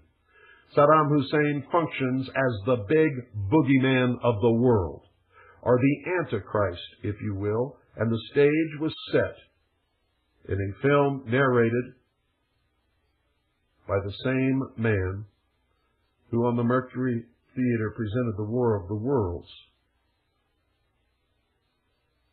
in 1938, called The Late Great Planet Earth, in which an Antichrist was presented as a man from the Muslim world. Incredibly, ladies and gentlemen, in this film, he looks exactly like Saddam Hussein. Saddam Hussein functions as the Antichrist, or the big boogeyman of the world, so that the United Nations can cement its authority over the so-called sovereign nations, which, by the way, are not sovereign anymore. And that is why Saddam Hussein was not killed during the Gulf War, and that's why he won't be killed in any future Gulf War. His purpose is to function as an Antichrist to create terror in the minds of the sheeple of the world. The answer, of course, will be the destruction of national sovereignty worldwide, the establishment of a one-world socialist government under the United Nations, disarmament of all nations, and the establishment of a world police force. The terrorist attacks, ladies and gentlemen, which will be launched in the United States will be blamed upon Middle Eastern religious fanatics, Christian fundamentalists, white supremacists, patriots, or militias. A more immediate result of these operations will be the increased use of military forces, weaponry, and equipment such as tanks and armored personnel carriers in civilian law enforcement. The suspension or elimination of habeas corpus, the elimination of jury trials, and the institution of martial law with show trials conducted by a tribunal of judges. When you continue to hear this constitutional republic referred to as a democracy, you must remember that V.I. Lenin, the founder of the Soviet Union, said, quote, Democracy is indispensable to socialism, end quote. When you hear our military referred to as UN peacekeepers, remember that both Karl Marx and Lenin defined peace as, quote, the elimination of all opposition to socialism, end quote. When you wonder where all this is taking us, remember that both Marx and Lenin stated that, quote, the ultimate goal of socialism is communism, end quote, and if you think communism is dead, read Gorbachev's book, Perestroika, and he will tell you quite the opposite. But if you think the fall of the Soviet Union was the end of communism, read Golitsyn. And believe me when I tell you that the highest-ranking communist mole in the Central Intelligence Agency was James Jesus Angleton. The Turner Diaries, ladies and gentlemen, were actually written by the Central Intelligence Agency prior to 1972. The concept of leaderless resistance was promulgated to enable easy destruction of any resistance to the world super-government. Small, scattered units without a concerted tactical plan and a solid, reliable command structure will be defeated in a very short period of time. No such movement could ever effect the necessary political control to restore order and reinstitute government of any kind, even if they managed to win the war. Now let me say that again so that it sinks through some of the thick heads out there. The concept of leaderless resistance was promulgated to enable easy destruction of any resistance to the world's super-government. The Turner Diaries also branded anyone who used such a tactic as racist terrorists. Small, scattered units without a concerted tactical plan and a solid, reliable command structure will be defeated in a very short period of time. No such movement could ever effect the necessary political control to restore order and reinstitute government of any kind, even if they managed to win the war. Many of the so-called patriot leaders, such as Lieutenant Colonel James Bogreitz, Mark Kornke, John Stadtmiller, Kurt Saxon, and many others, are actually change agents of Illuminati socialism or the intelligence community. World War III is being fought now. It is being fought with information warfare using very sophisticated mind control techniques, propaganda, disinformation, intimidation, fear, and manipulation. It is, in fact, a usually quiet war being fought mostly with silent weapons. But before long, ladies and gentlemen, I guarantee you it will become very loud and very destructive. Ordo ab chao dictates that the old order be completely and thoroughly destroyed before the new order can be established. How do they do this? Well, many of you follow some of these change agents, believing that they're on your side, looking up to them as heroes, thinking that they're telling you the truth. But, ladies and gentlemen, nothing could be farther from the truth. One of the greatest Trojan horses ever presented to the American people has been Lieutenant Colonel James Bogreitz. Now, this is written by Bogreitz. Nothing is invented here. I'm going to read you a letter that he wrote in response to an editorial printed in the Hartford Advocate. This letter was written by Bogreitz to the Hartford Advocate as a reply. And I'm only going to read you the portions of it that apply to this broadcast because it's a long, long letter. He says, quote, "The 17 October edition of the Hartford Advocate's Conspiracy of Hate was indeed just that, but devoid of fact. Since its release, outraged Americans have faxed and mailed me copies from all over the United States. It is unfortunate that the Advocate printed this extensive cover article without so much as a phone call to me. This was irresponsible and insupportable journalism, unless the purpose of the publication is to provide the public with fish wrap. The article cast me as a militia-leading, government-hating, anti-Semitic racist supporter of the Ku Klux Klan and neo-Nazis, all of which is a blatant lie.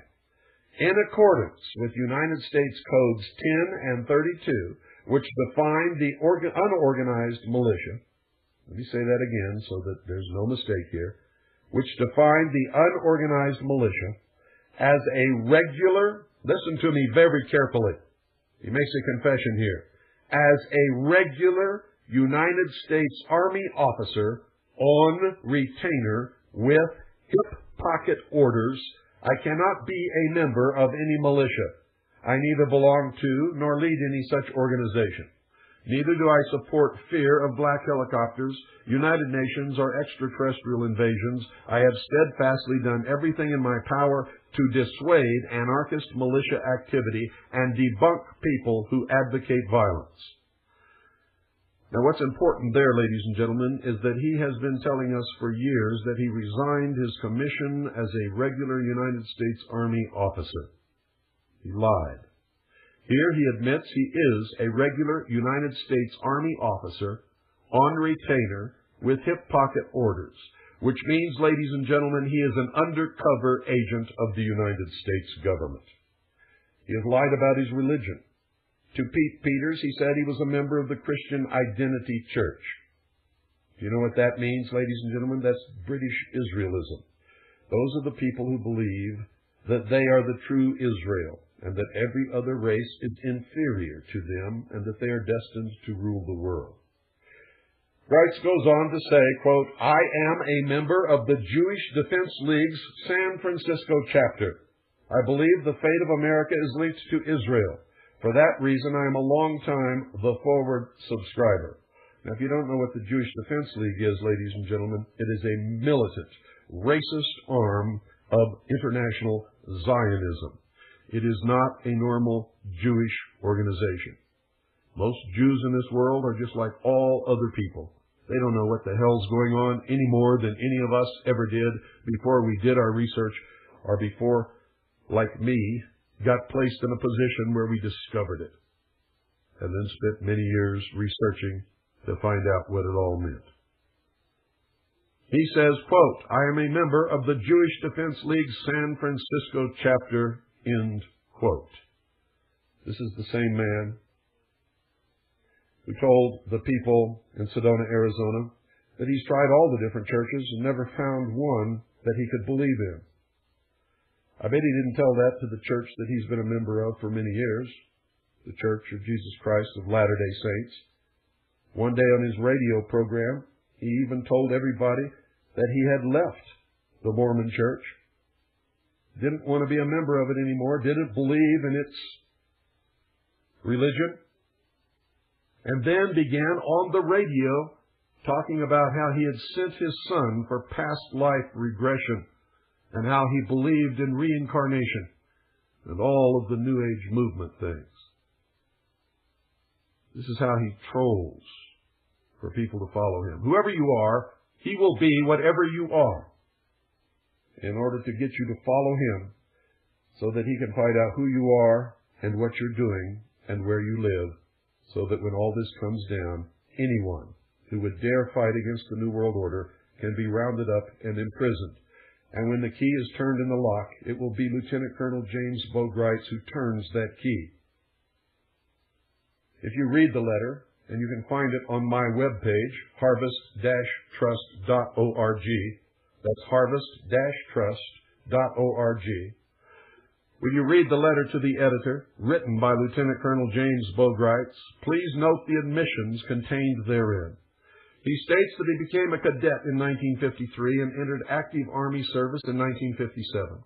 He admits that he is now, at this time, as I speak, a regular United States Army officer on retainer with hip pocket orders. In other words, he is an undercover agent of the United States government. Yet he has claimed on many occasions that he resigned his commission. If he had resigned his commission, as he has claimed, why is he always in uniform and or pictured in uniform?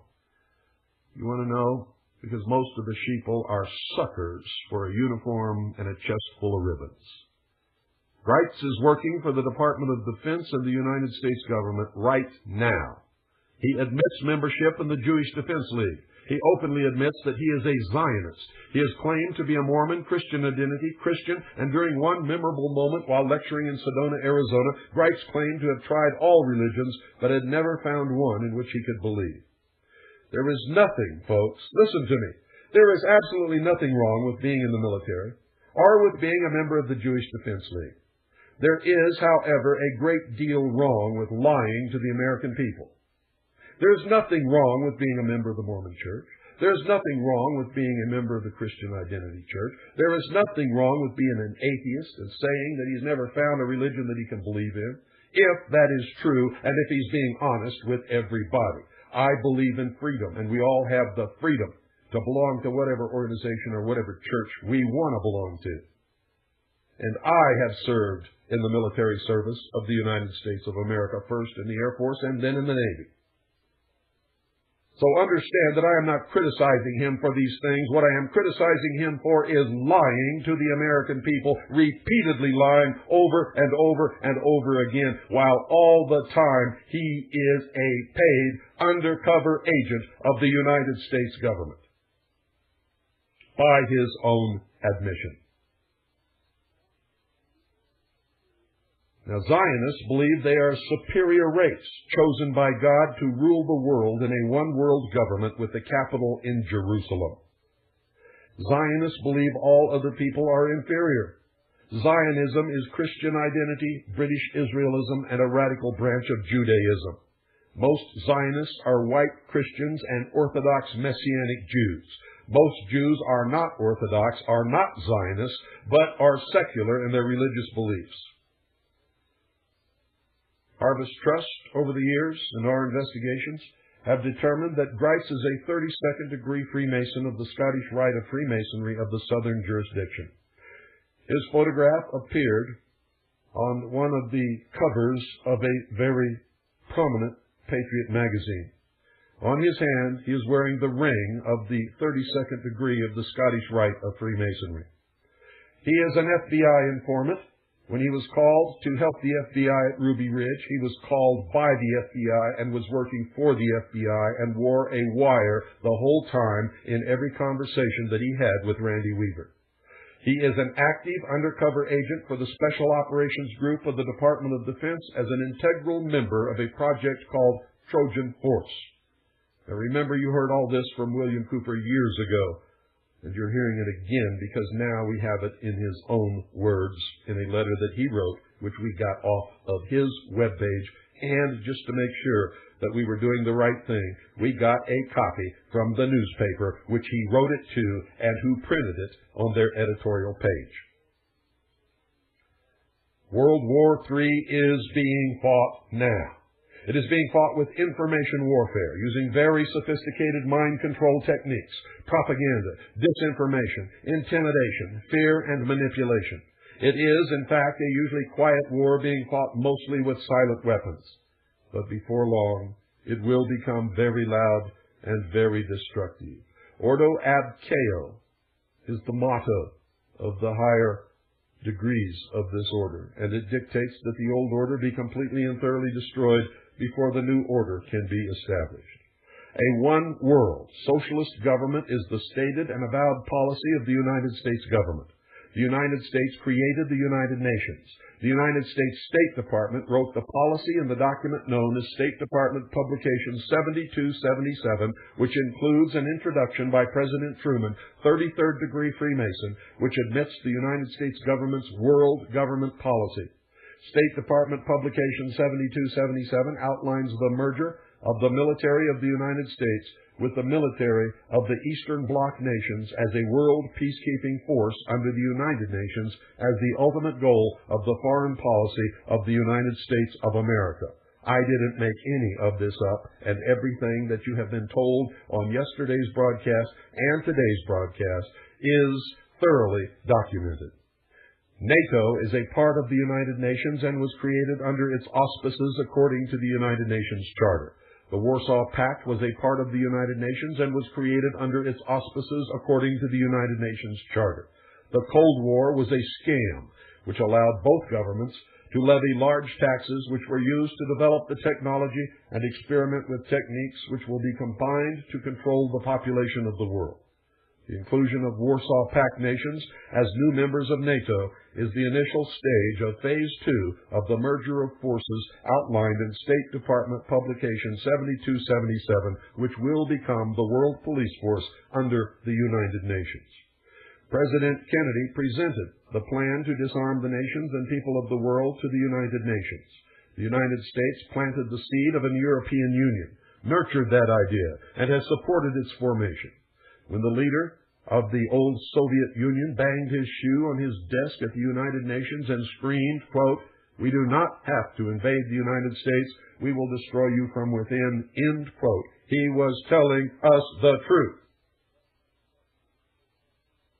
The progression of accomplishments toward the completion of the plan to implement one world socialist totalitarian government is guided and controlled by the hierarchy of the Illuminati and the groups known as the Council on Foreign Relations, the Trilateral Commission, the Bilderberg Group, the Round Table Group, the Royal Institute of International Affairs, and many others, including the Illuminati in government and industry, who are members of the Supreme Council of the 33rd degree of the ancient and accepted Scottish Rite of Freemasonry of the southern and northern jurisdictions.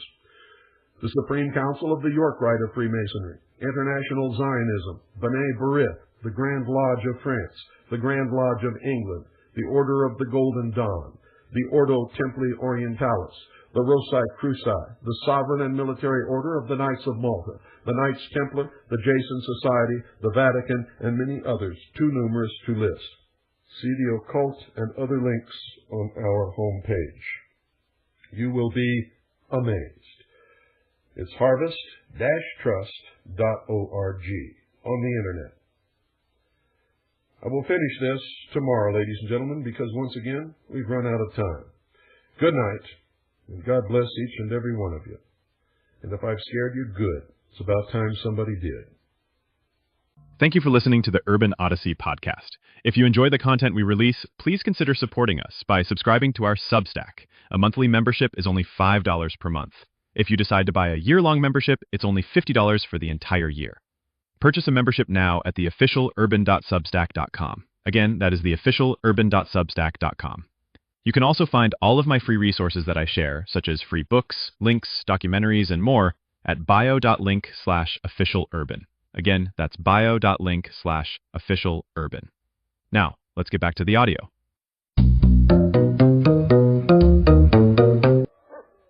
You're listening to a live broadcast of the Hour of the Time. I'm William Cooper.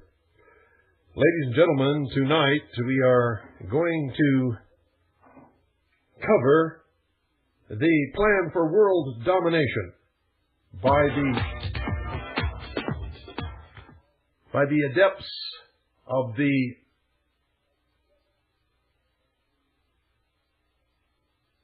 hidden mystery religion, which is called Mystery Babylon.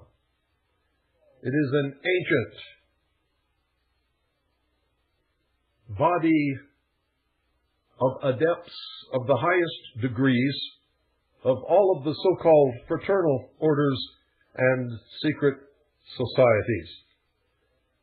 They have been attempting over many hundreds of years to complete what they call the great work. And ladies and gentlemen, we're in the last days of their bringing to fruition the culmination of all of their machinations and intrigue and subterfuge and subversion over all of those years. The name of the plan, as I saw it when I was a member of the Office of Naval Intelligence, and specifically a member of the intelligence briefing team of the Commander-in-Chief of the United States Pacific Fleet, is MAJESTYTWELVE. No separation between the two words. In other words, written as if it's all one word, in all capital letters. So don't go away. Make sure you have pen and paper by your side and pay very close attention.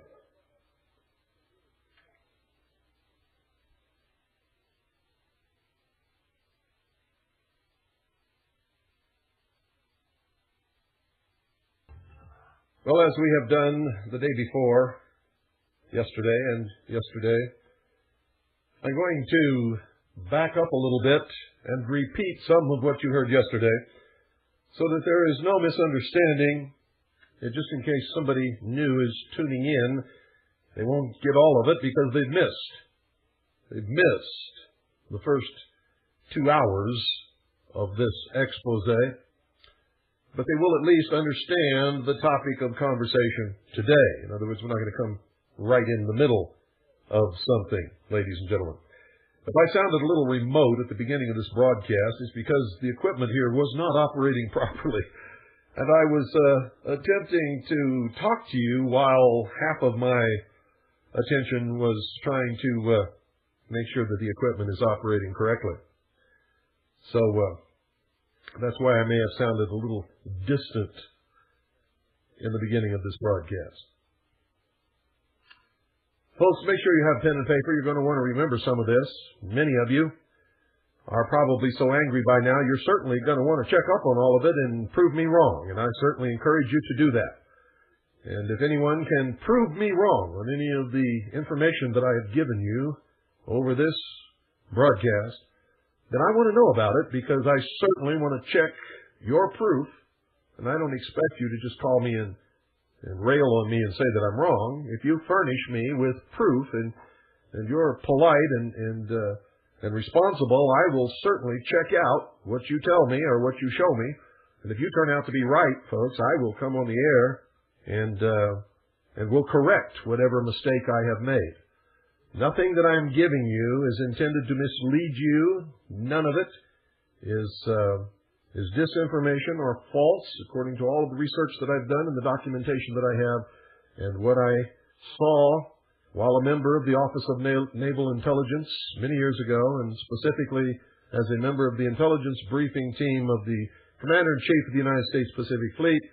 Everything that I'm telling you is absolutely true, correct, is documented and sourced, is the product of not only what I saw in the Navy, but many, many years of research, not only by me, but the members of all of the organizations which I head, and other prominent researchers throughout the country and even the world. So this doesn't just come from me, ladies and gentlemen. It comes from many people. Many of us duplicate the research in order to make sure that we are correct. And you had better take heed, folks, because an awful lot of work, many years, a lot of risk and exposure to danger and hurt, terrible hurt, is the result of the information that we have discovered. Some of us have been attacked, beaten. Some of us have been killed. Some of us have been terribly slandered and libeled in order to keep the public from learning what I have been delivering to you over the last 2 days and will continue in this broadcast today. Most of you have no conception of what the reality of the world on a political and social and economic level really is. You're wrapped up in your families and in your work, and you think that that's all that you need to do because you've elected somebody that you trust and you've sent them off to represent you. And they will never do you wrong. And it can't happen here in the United States of America. But folks, you're wrong, and that's exactly why it is happening here, because whether you want to admit it or not, or whether you like it or not, you have abdicated your responsibility as the watchdog, as the sovereign citizen in this country. And so those who can be corrupted have been corrupted. Those who would not be corrupted have been framed, have been libeled, have been slandered, have been shunted to the side, shifted out of government over the years. This may shock you, ladies and gentlemen, but it is the truth. Listen to me very carefully. A one-world socialist government is the stated and avowed policy of the United States government. The United Nations didn't spring up out of some bubbling pool of goo back in some swamp somewhere. The United States created the United Nations. And if you don't believe that, you get into your history books and you'll find out that it's absolutely true. And the members of the United States government that we sent to create the United Nations and participate in the writing of the United Nations Charter later were arrested, tried, convicted, and were sent to prison as members of a subversive group of spies acting on behalf of the Soviet Union, members of the Communist Party, the most prominent, two of which were Mr. Chambers and Mr. Alger Hiss. The United States State Department wrote the policy in the document known as State Department Publication 7277, which for those of you who have not seen it, includes an introduction by President Truman, who was a 33rd degree Freemason of the Scottish Rite, which admits the United States government's world government policy. State Department Publication 7277 further outlines the merger of the military of the United States with the military of the Eastern Bloc nations, what used to be known as the Warsaw Pact or the Soviet Union, as a world peacekeeping force under the United Nations as the ultimate goal of the foreign policy of the United States of America. NATO, that's the North Atlantic Treaty Organization, NATO, is a part of the United Nations. It is not a separate force, and it is not a force of the United States of America. NATO is a part of the United Nations and was created under its auspices according to the United Nations Charter and at the approval of the United Nations Security Council. It's all in the treaty, ladies and gentlemen, which you have never read. The Warsaw Pact was also a part of the United Nations and was also created under its auspices according to the United Nations Charter. The Cold War was a scam perpetrated between two military organizations, NATO and the Warsaw Pact, in order to create a diversion, an illusion, if you will. You see, they both belong to the same organization, the United Nations. They were both overseen, run by, and ruled by the United Nations and the United Nations Security Council. There was never any danger of war between the United States of America and the Soviet Union. The Cold War, in fact, was a scam which allowed both governments to levy large taxes which were used to develop the technology and experiment with techniques which will be combined to control the population of the world. The inclusion of Warsaw Pact nations as new members of NATO today, now, as I speak, is the initial stage of Phase 2 of the merger of forces outlined in State Department Publication 7277. And the purpose, the real purpose, for the illusion of the fall of the Soviet Union was so this could be brought about and so that the West could be deceived into disarming. President Kennedy presented the plan to disarm the nations and people of the world to the United Nations. The United States planted the seed of an European Union, nurtured that idea, and has supported its formation. When the leader of the USSR banged his shoe on his desk at the United Nations and screamed, quote, "We do not have to invade the United States. We will destroy you from within," end quote, he was absolutely correct. Those of you alive at the time who were watching television and reading your newspapers and paying attention know that that was Nikita Khrushchev who made that statement and banged his shoe on that desk.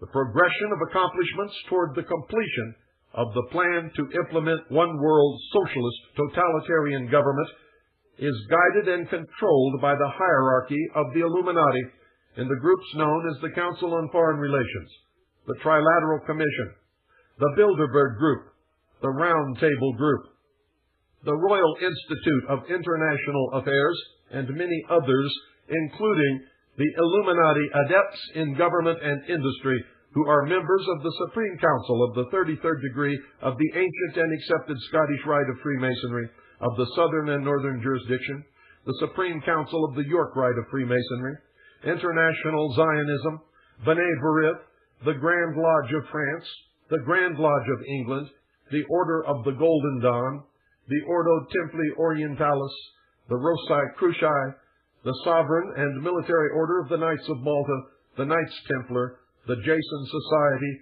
the Vatican, and many others too numerous to list. And if you want to see a list of all of these secret organizations, which will literally blow your mind, and you can go directly to their sites on the internet and read their own teachings and writings and philosophy and goals and everything else, go to our webpage, which is harvest-trust.org. That's harvest-trust.org. You don't need www. It's just http://harvest-trust.org. Click on the occult link on our homepage, and when you're finished there, click on the Secret Societies link in the occult page, and you will see that these organizations are so numerous, it will absolutely amaze you, especially those of you who have always thought that these secret societies were some kind of popular myth and they don't really exist and they don't really do these things. Well, folks, most of them admit it in their own words, and you can read it yourself, so just do that. There are other links on our homepage and on our website that you will also be interested in. The American public is being bombarded with propaganda to enable them to accept the New World Order, give up their Constitution and their Bill of Rights and their heritage as Americans, and become citizen slaves in this New World socialist utopian state. These propaganda attacks become obvious, with people like Mr. Leavitt and Mr. Harris are arrested and falsely charged by the Gestapo murderers who orchestrated the World Trade Center, the Waco massacre, the Ruby Ridge murder of Vicki Weaver by an FBI sniper, the bombing of the Alfred P. Murrah Federal Building in Oklahoma City, of the Federal Bureau of Investigation with planning an anthrax attack. This is recent, and this is why I cite it, so that you can see how your minds are screwed around by these people. The Marxist press immediately mounted a vicious campaign of lies against these two men. They were accused of being white supremacist militia members who were followers of Christian identity who planned to launch an anthrax attack upon New York City. Well, folks, that was impossible because Mr. Leavitt is Jewish, and he's not any of those things. And Mr. Harris is not any of those things either. The truth is that they were attempting to manufacture a vaccine which could be used to protect the general population from just such an attack. The fact is that the so-called deadly biological anthrax weapon, which they were supposed to have, was the very vaccine which they had developed in order to protect the public from the biological attacks which we know will eventually come. Mr. Harris is a microbiologist. This is not the first time that they have tried to put him in prison on false charges, ladies and gentlemen. They don't want us to have protection against what they also know is coming. Now, why do they do this when ultimately they have to admit the truth? It's because most people are not people at all, ladies and gentlemen. They've never had an original thought in their life, and they don't think. They listen and believe whatever they are told because they have been indoctrinated to behave in that manner. So when it was eventually announced that these men had to be released because what they were carrying was in fact not a deadly anthrax germ, and not that they were going to kill people with it, but that it was a harmless vaccine, when they finally had to admit that, ladies and gentlemen, nobody listened to that. The only thing that most of the sheeple in this country and around the world will remember is that two men were arrested in Las Vegas with a deadly anthrax germ, a biological weapon, with which they were going to attack and kill hundreds, maybe thousands, maybe even tens of thousands of people. It was all a lie, and this happens all the time, ladies and gentlemen.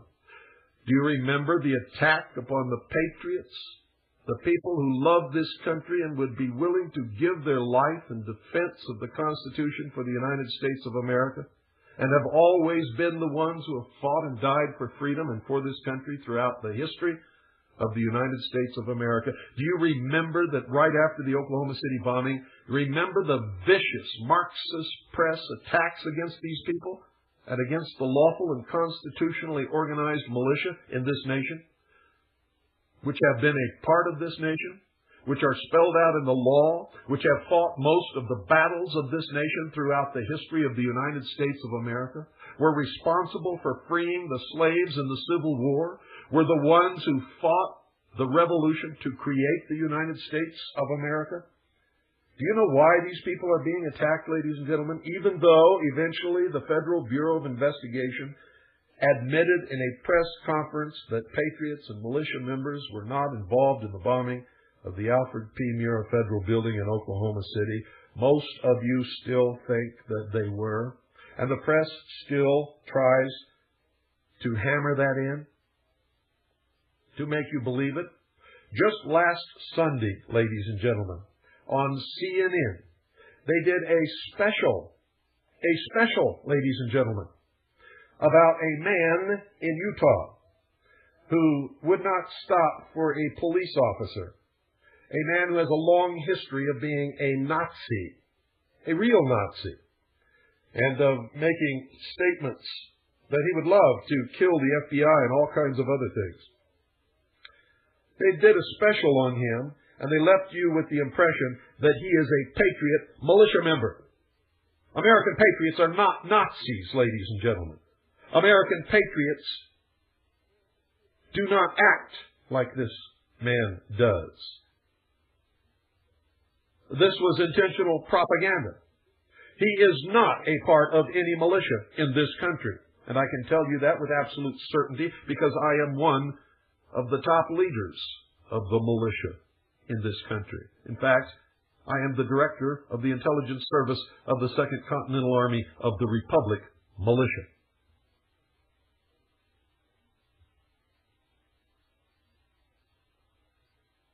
The Marxist press and the communist news networks are constantly bombarding the American people with lies and propaganda in order to demonize real Americans, to demonize American patriots, to demonize the American militia, so that you're all eventually afraid to support the causes and the principles and ideals that you were taught to support as a child growing up, that you know is the right thing to do, but now has become politically incorrect. Why? Because the United States of America is scheduled to disappear into one of the 10 regions of the New World Order. The Constitution will become a dim memory in the minds of all of us. And the new history books will make no mention of liberty or freedom. Our constitutions, our bills of rights, our creators, even the word God will disappear.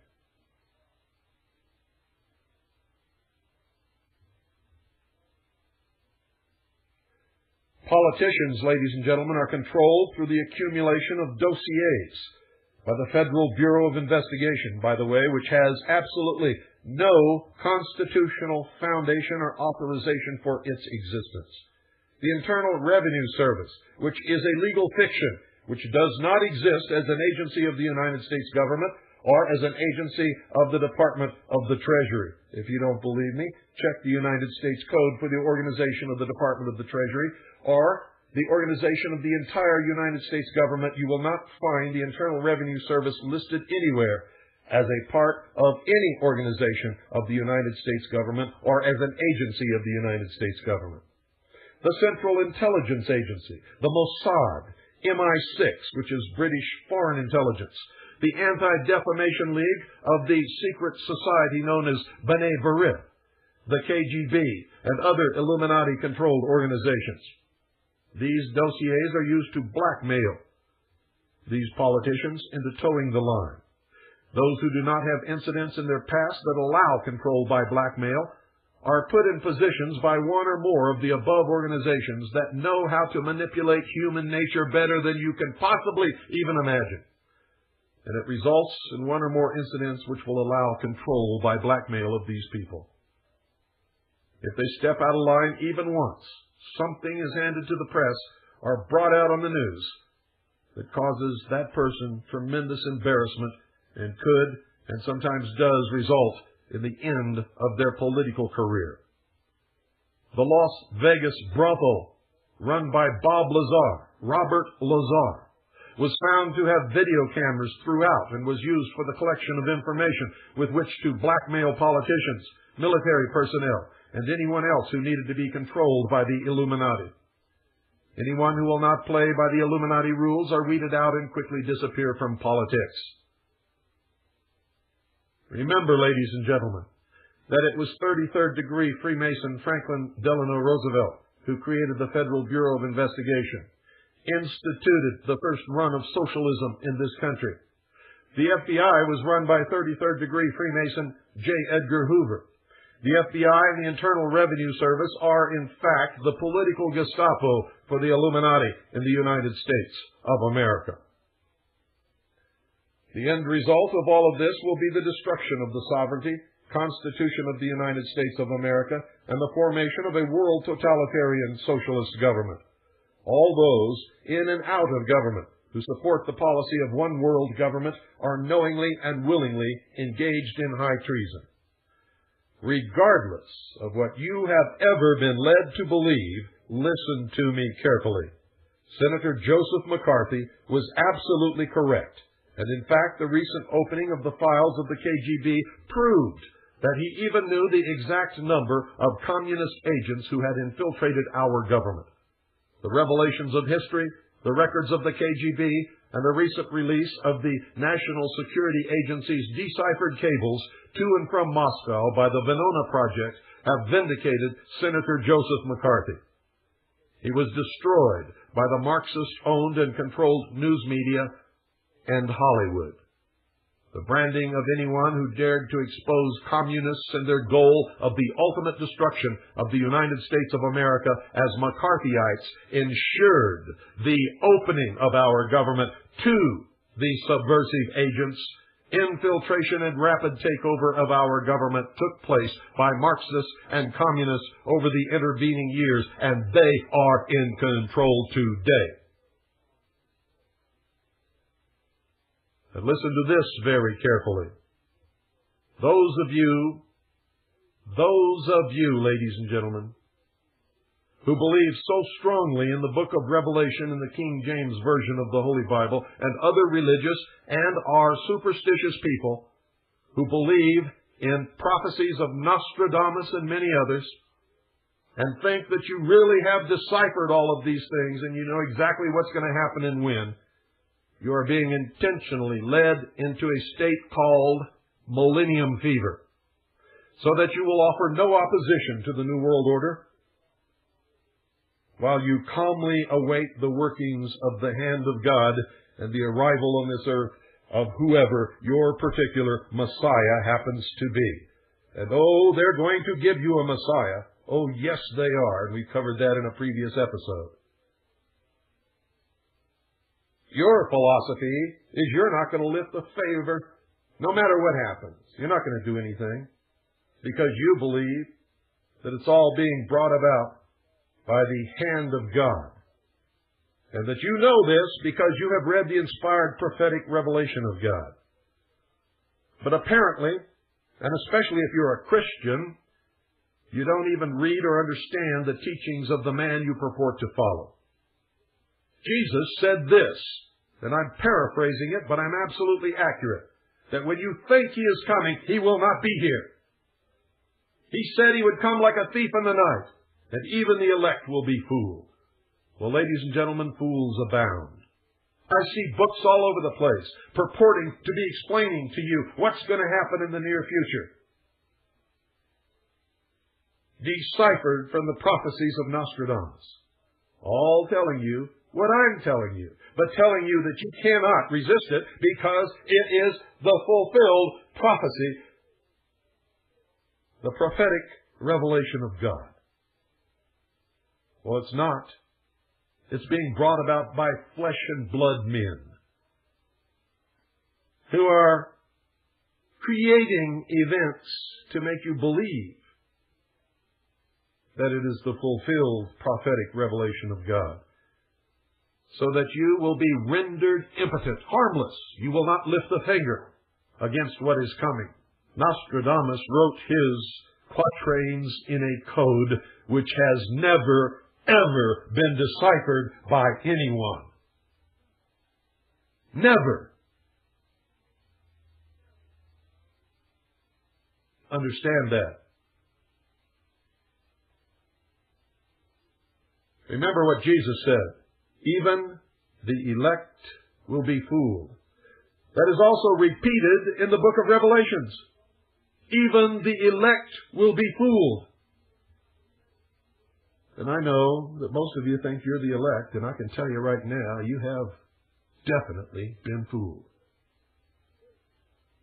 And there's more, ladies and gentlemen, much, much more, as you will come to realize on your own over the coming months and years, especially if you have listened to these broadcasts beginning Monday and continuing through today. You will be able to recognize things now that you could not recognize before. The news will make more sense to you, and you will begin to understand what's happening in the world and why. You wonder how all this comes about.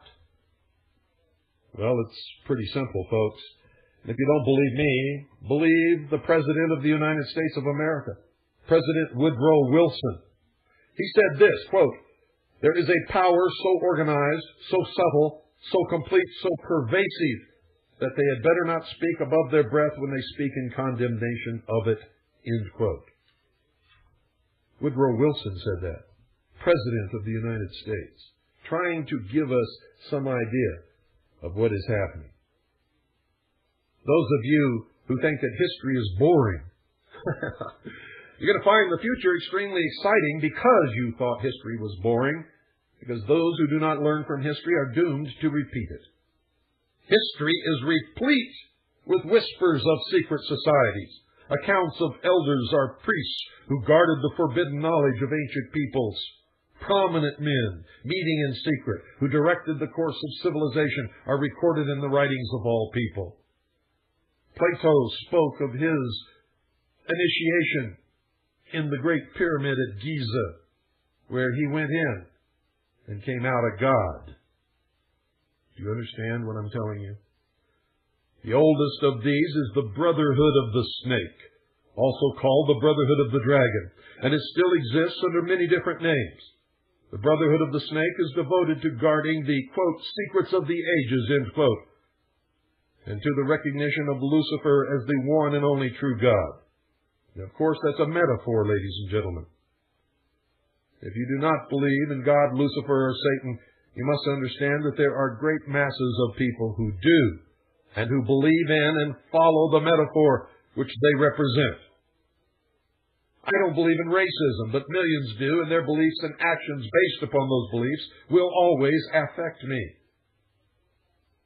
Especially me, because I'm married to a Chinese woman, and we are the brunt, the target of racist attacks.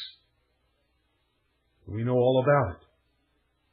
And whether I believe in it or not, it still affects me, because somebody else does.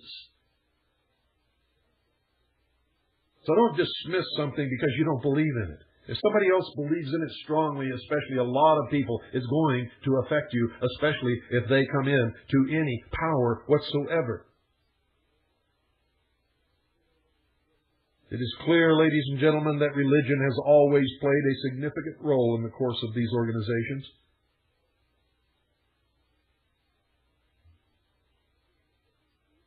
The secrets of these groups, they say, are thought to be so profound that only a chosen, well-educated few are able to understand and use them. These men use their special knowledge for the benefit of mankind. At least that is what they claim. But if you follow their machinations throughout the history of the world, you'll find that death and destruction follows their manipulation of the human race. I can find no benefit. Only death, destruction, pain, suffering, tears, and poverty. And how can we take their word for anything, since their knowledge and actions are secret?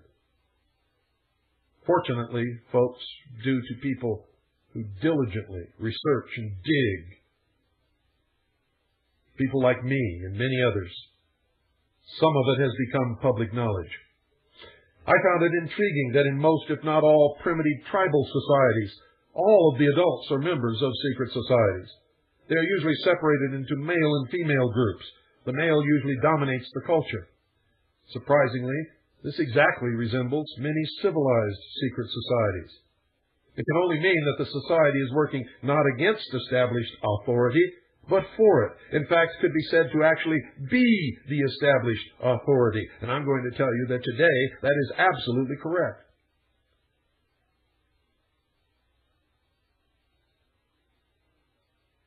This would tend to cause some to remove the validity of any argument that all secret associations are dedicated to the destruction of properly constituted authority. This can only apply, of course, where the secret society makes up the majority or entirety of any people which it affects. But only a very few fall into this category. It does not apply to us. Secret societies, ladies and gentlemen, in fact, mirror many facets of ordinary life. There is always an exclusivity of membership, with the resultant importance attached to being or becoming a member. Remember high school? Remember the popular clique? This is found in all human endeavors, even those which are not secret, such as football teams or country clubs. This exclusivity of membership is actually, ladies and gentlemen, one of the secret society's most powerful weapons. There is the use of signs, passwords, and other tools. These have always performed valuable functions in man's organizations everywhere. The stated reason, almost always different from the real reason for the society's existence, is important. It can be anything, but is usually fraternal and is found in all pressure groups wherever people congregate. Members of the clique or the brotherhood receive special favor. They receive contracts when others do not. They win legal battles in courts of law, sometimes apparently for no lawful reason. The comradeship is especially important. Sharing hardships or secrets has always been a special thrill to man. It's why gossip spreads throughout a neighborhood or a community so quickly. No one who has ever undergone the rigors of a military boot camp is ever likely to forget the special feeling of belonging and comradeship that was shared between the victims of the drill sergeant or company commander. It is an emotion born of initiation. The most potent tool of any secret society is the ritual and myth surrounding initiation. It is also a teaching tool, but only for those who can decipher the specific meaning of the symbols involved in the rituals. These special binding ceremonies have very deep meaning and cause a long-lasting bond between the participants. Initiation performs several functions which make up the heart and soul of any true secret society. Like a military boot camp, the initiation into the armed forces, important aspects of human thought that are universally compelling are merged to train and maintain the efforts of a group of people to operate in a certain specific direction. Initiation bonds the members together in mysticism. Neophytes gain knowledge of a secret, giving them special status, they think. The ancient meaning of neophyte is planted anew or reborn. A higher initiation is in reality a promotion, inspiring loyalty and the desire to move up to the next rung. The goals of the society are reinforced, causing the initiated to act toward those goals in everyday life. That, ladies and gentlemen, that brings about a change in the political and social action of the member. The change is always in the best interest of the goals of the leaders of the secret society. These leaders are known as adepts, or priests. This can best be illustrated by the soldier who is trained to follow orders without thinking. The result is often the wounding or death of the soldier for the realization of the commander's goal, which may or may not be good for the overall community, and certainly was not any good for the soldier. Initiation, ladies and gentlemen, is a means of rewarding ambitious men who can be trusted. You will notice that the higher the degree of initiation, the fewer the members who possess the degree. This is not because the other members are not ambitious, but because a process of very careful selection is being conducted. A point is reached where no effort is good enough without a pull-up by the higher members. Most members never proceed beyond this point and never ever learn the real secret purpose of the group. The frozen member from that point on serves only as a part of the political power base, as indeed he has always done. You may have guessed by now that initiation is a way to determine who can and cannot be trusted, who can understand the symbolic education given to them, and who wants to be a part of the goals of the order.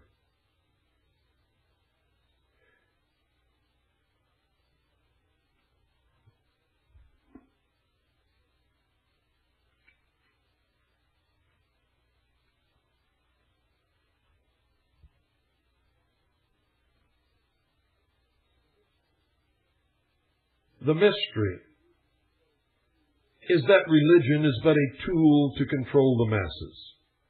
Knowledge or wisdom is their only God, through which they believe man himself will become God.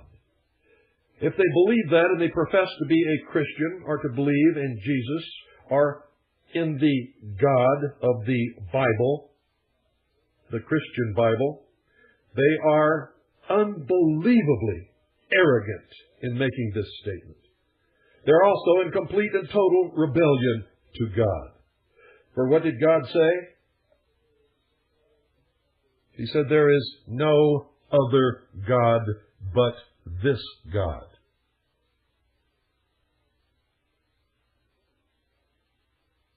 You'd better read your Bible if you're a Christian and you believe that someday you're going to become a God. If you're a member of these secret societies and you profess to be a Christian, you cannot be both, because one is a lie and the other is the truth.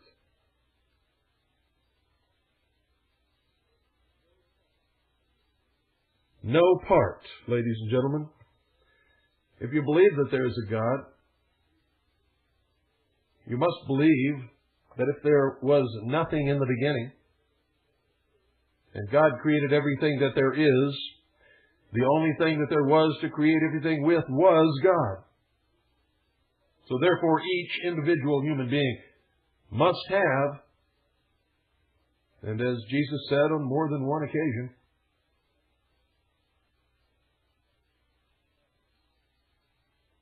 a part of that divine substance within. That has to be the case if you believe that in the beginning there was nothing except God, and He created everything from what there was, which is Himself. But understand this: no part can ever be equal to or greater than the whole. No small portion can ever stand up to be equal to or to be God. Understand that. And I don't care who you are, if you really believe that you're going to become God, as man, according to the philosophy, the Luciferian philosophy of the mystery schools, you have deluded yourself. You have been deluded. And someday you're going to understand just exactly how much you've been deluded. Shirley MacLaine ran along the beach, shouting into the wind, "I am God." Ladies and gentlemen, Shirley MacLaine gets up in the morning just like every other woman on this earth. She looks in the mirror and she says, "Another wrinkle! Oh, no!"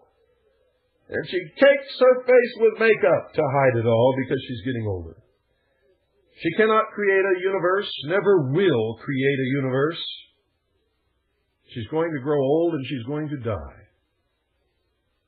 In the meantime, she has to pay her rent and her bills, and she has to make enough money to make sure that she can. She has to get along with her neighbors and with society as a whole. She may have fooled herself, or somebody else may have fooled her. But I have not been fooled. Shirley MacLaine is not God.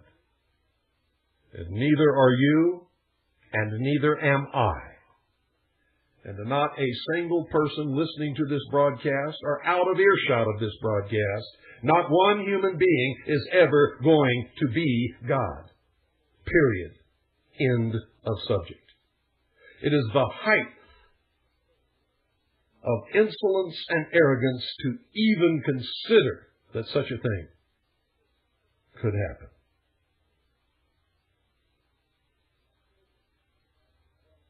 The snake and the dragon, both the symbols of these societies, are ancient symbols of wisdom. Lucifer is nothing but the personification of the symbol, the metaphor, so to speak. In the Bible, it was Lucifer who tempted Eve to entice Adam to eat of the tree, or the fruit of the tree of knowledge, and thus free man from the bonds of ignorance according to their belief.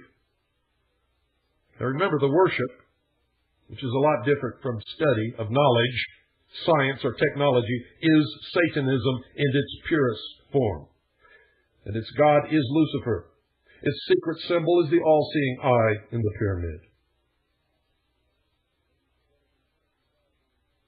Ladies and gentlemen, undesirable effects of secret societies and their aura of mystery has sometimes given them the reputation for being abnormal associations, or at the very least, strange groups of people. But whatever their beliefs are, those of the majority, they are no longer considered antisocial. A good example is the Christian church, which was at one time a secret society persecuted by the government of Rome under the Roman Empire.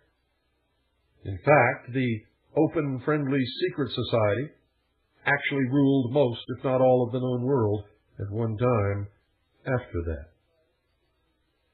Most secret societies are generally considered to be antisocial. They are believed to contain elements that are not liked or are outright harmful to the community in general. At least that used to be the case. And it is exactly the case in some instances. For instance, communism and fascism are secret societies in many countries where they are prohibited by law. The Nazi Party in Germany sprang out of the Tool Society, which is a secret society created by the old Teutonic Knights who escaped the persecution as members of the Knights Templar. How many of you knew that? How many of you knew that the Nazi Party sprang out of the Tool Society, that Adolf Hitler was a member and follower of the occult tradition of the mysteries? In this country, the Nazi Party and the Ku Klux Klan are secret societies due mostly to the fact that the general public is disgusted by them. Their activities are sometimes illegal, thus the secrecy of their membership. The early Christians were a secret society because Roman authorities considered them from the start to be dangerous to imperial rule. The same was true of the followers of Islam. At least some of these true believers working in secret accomplished what would turn out to be the eventual good of society. The Drusid and Yazidis in Syria and Iraq consider the Arabs a dangerous secret society dedicated to the takeover of the world. The Arabs today think the same of the Jews. Catholics and Freemasons used to have precisely the same ideas about each other. And in many primitive or backward societies, initiation into the highest degrees of the group involved subjection to trials which not infrequently resulted in death or insanity for the candidate. It can be seen, ladies and gentlemen, that social right and wrong is not the yardstick in estimating the value of a secret society.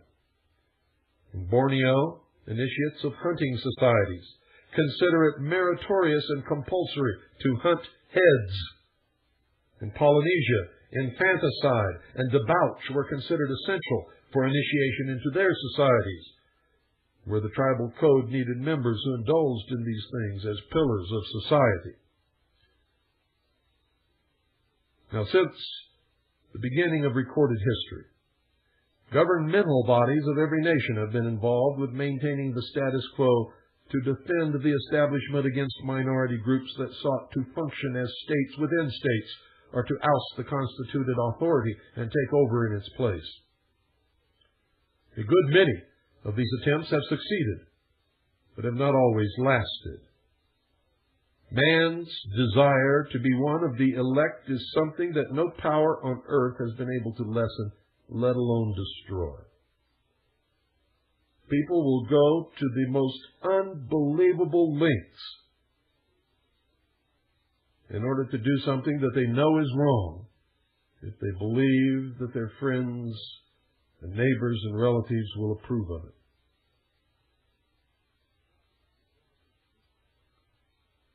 It is one of the secrets of secret societies. It's what gives them a political base and lots of clout. Members often vote the same and give each other preference in daily business, legal, and social activities. It is the deepest desire of many to be able to say, I belong to the elect. I am God. I wield power in this community.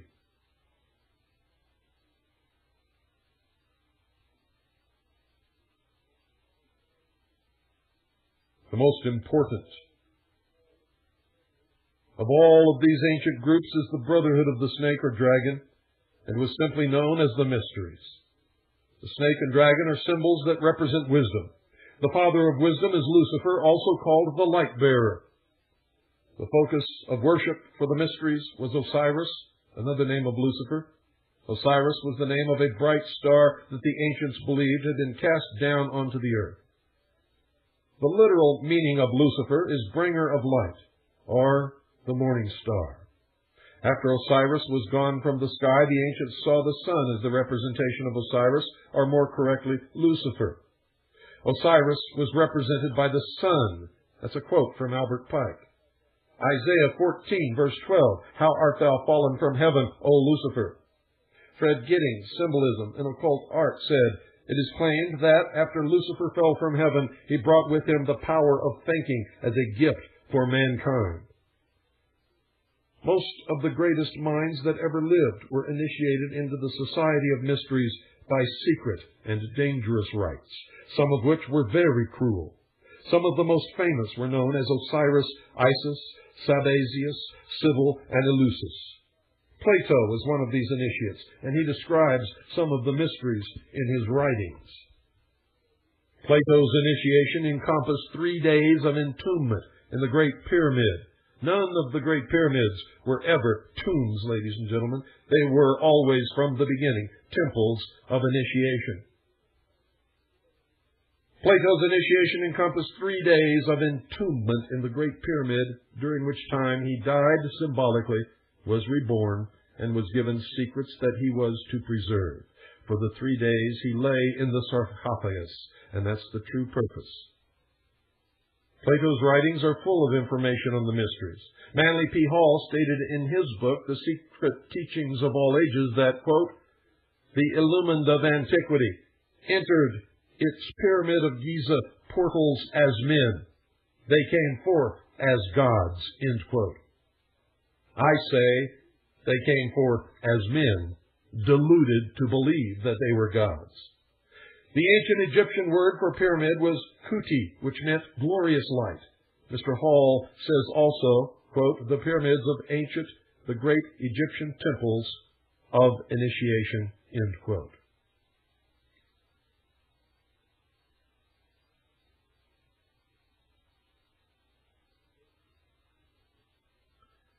The first secret, ladies and gentlemen, that one must know to even begin to understand the mysteries is that their members believe that there are but few truly mature minds in the world.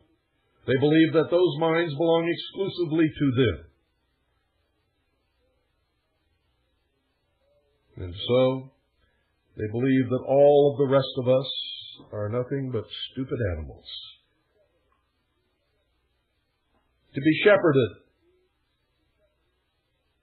to be sheared, and if necessary, and when necessary, to be led to the slaughter. I hope that these last 3 hours have caused you to become illumined. Good night, ladies and gentlemen, and God bless each and every single one of you. You've been listening to the Hour of the Time with yours truly, William Cooper. Be sure and tune in tomorrow at the same time for another broadcast of the Hour of the Time. You're listening to 101.1 FM Eager, your nonprofit community service radio station.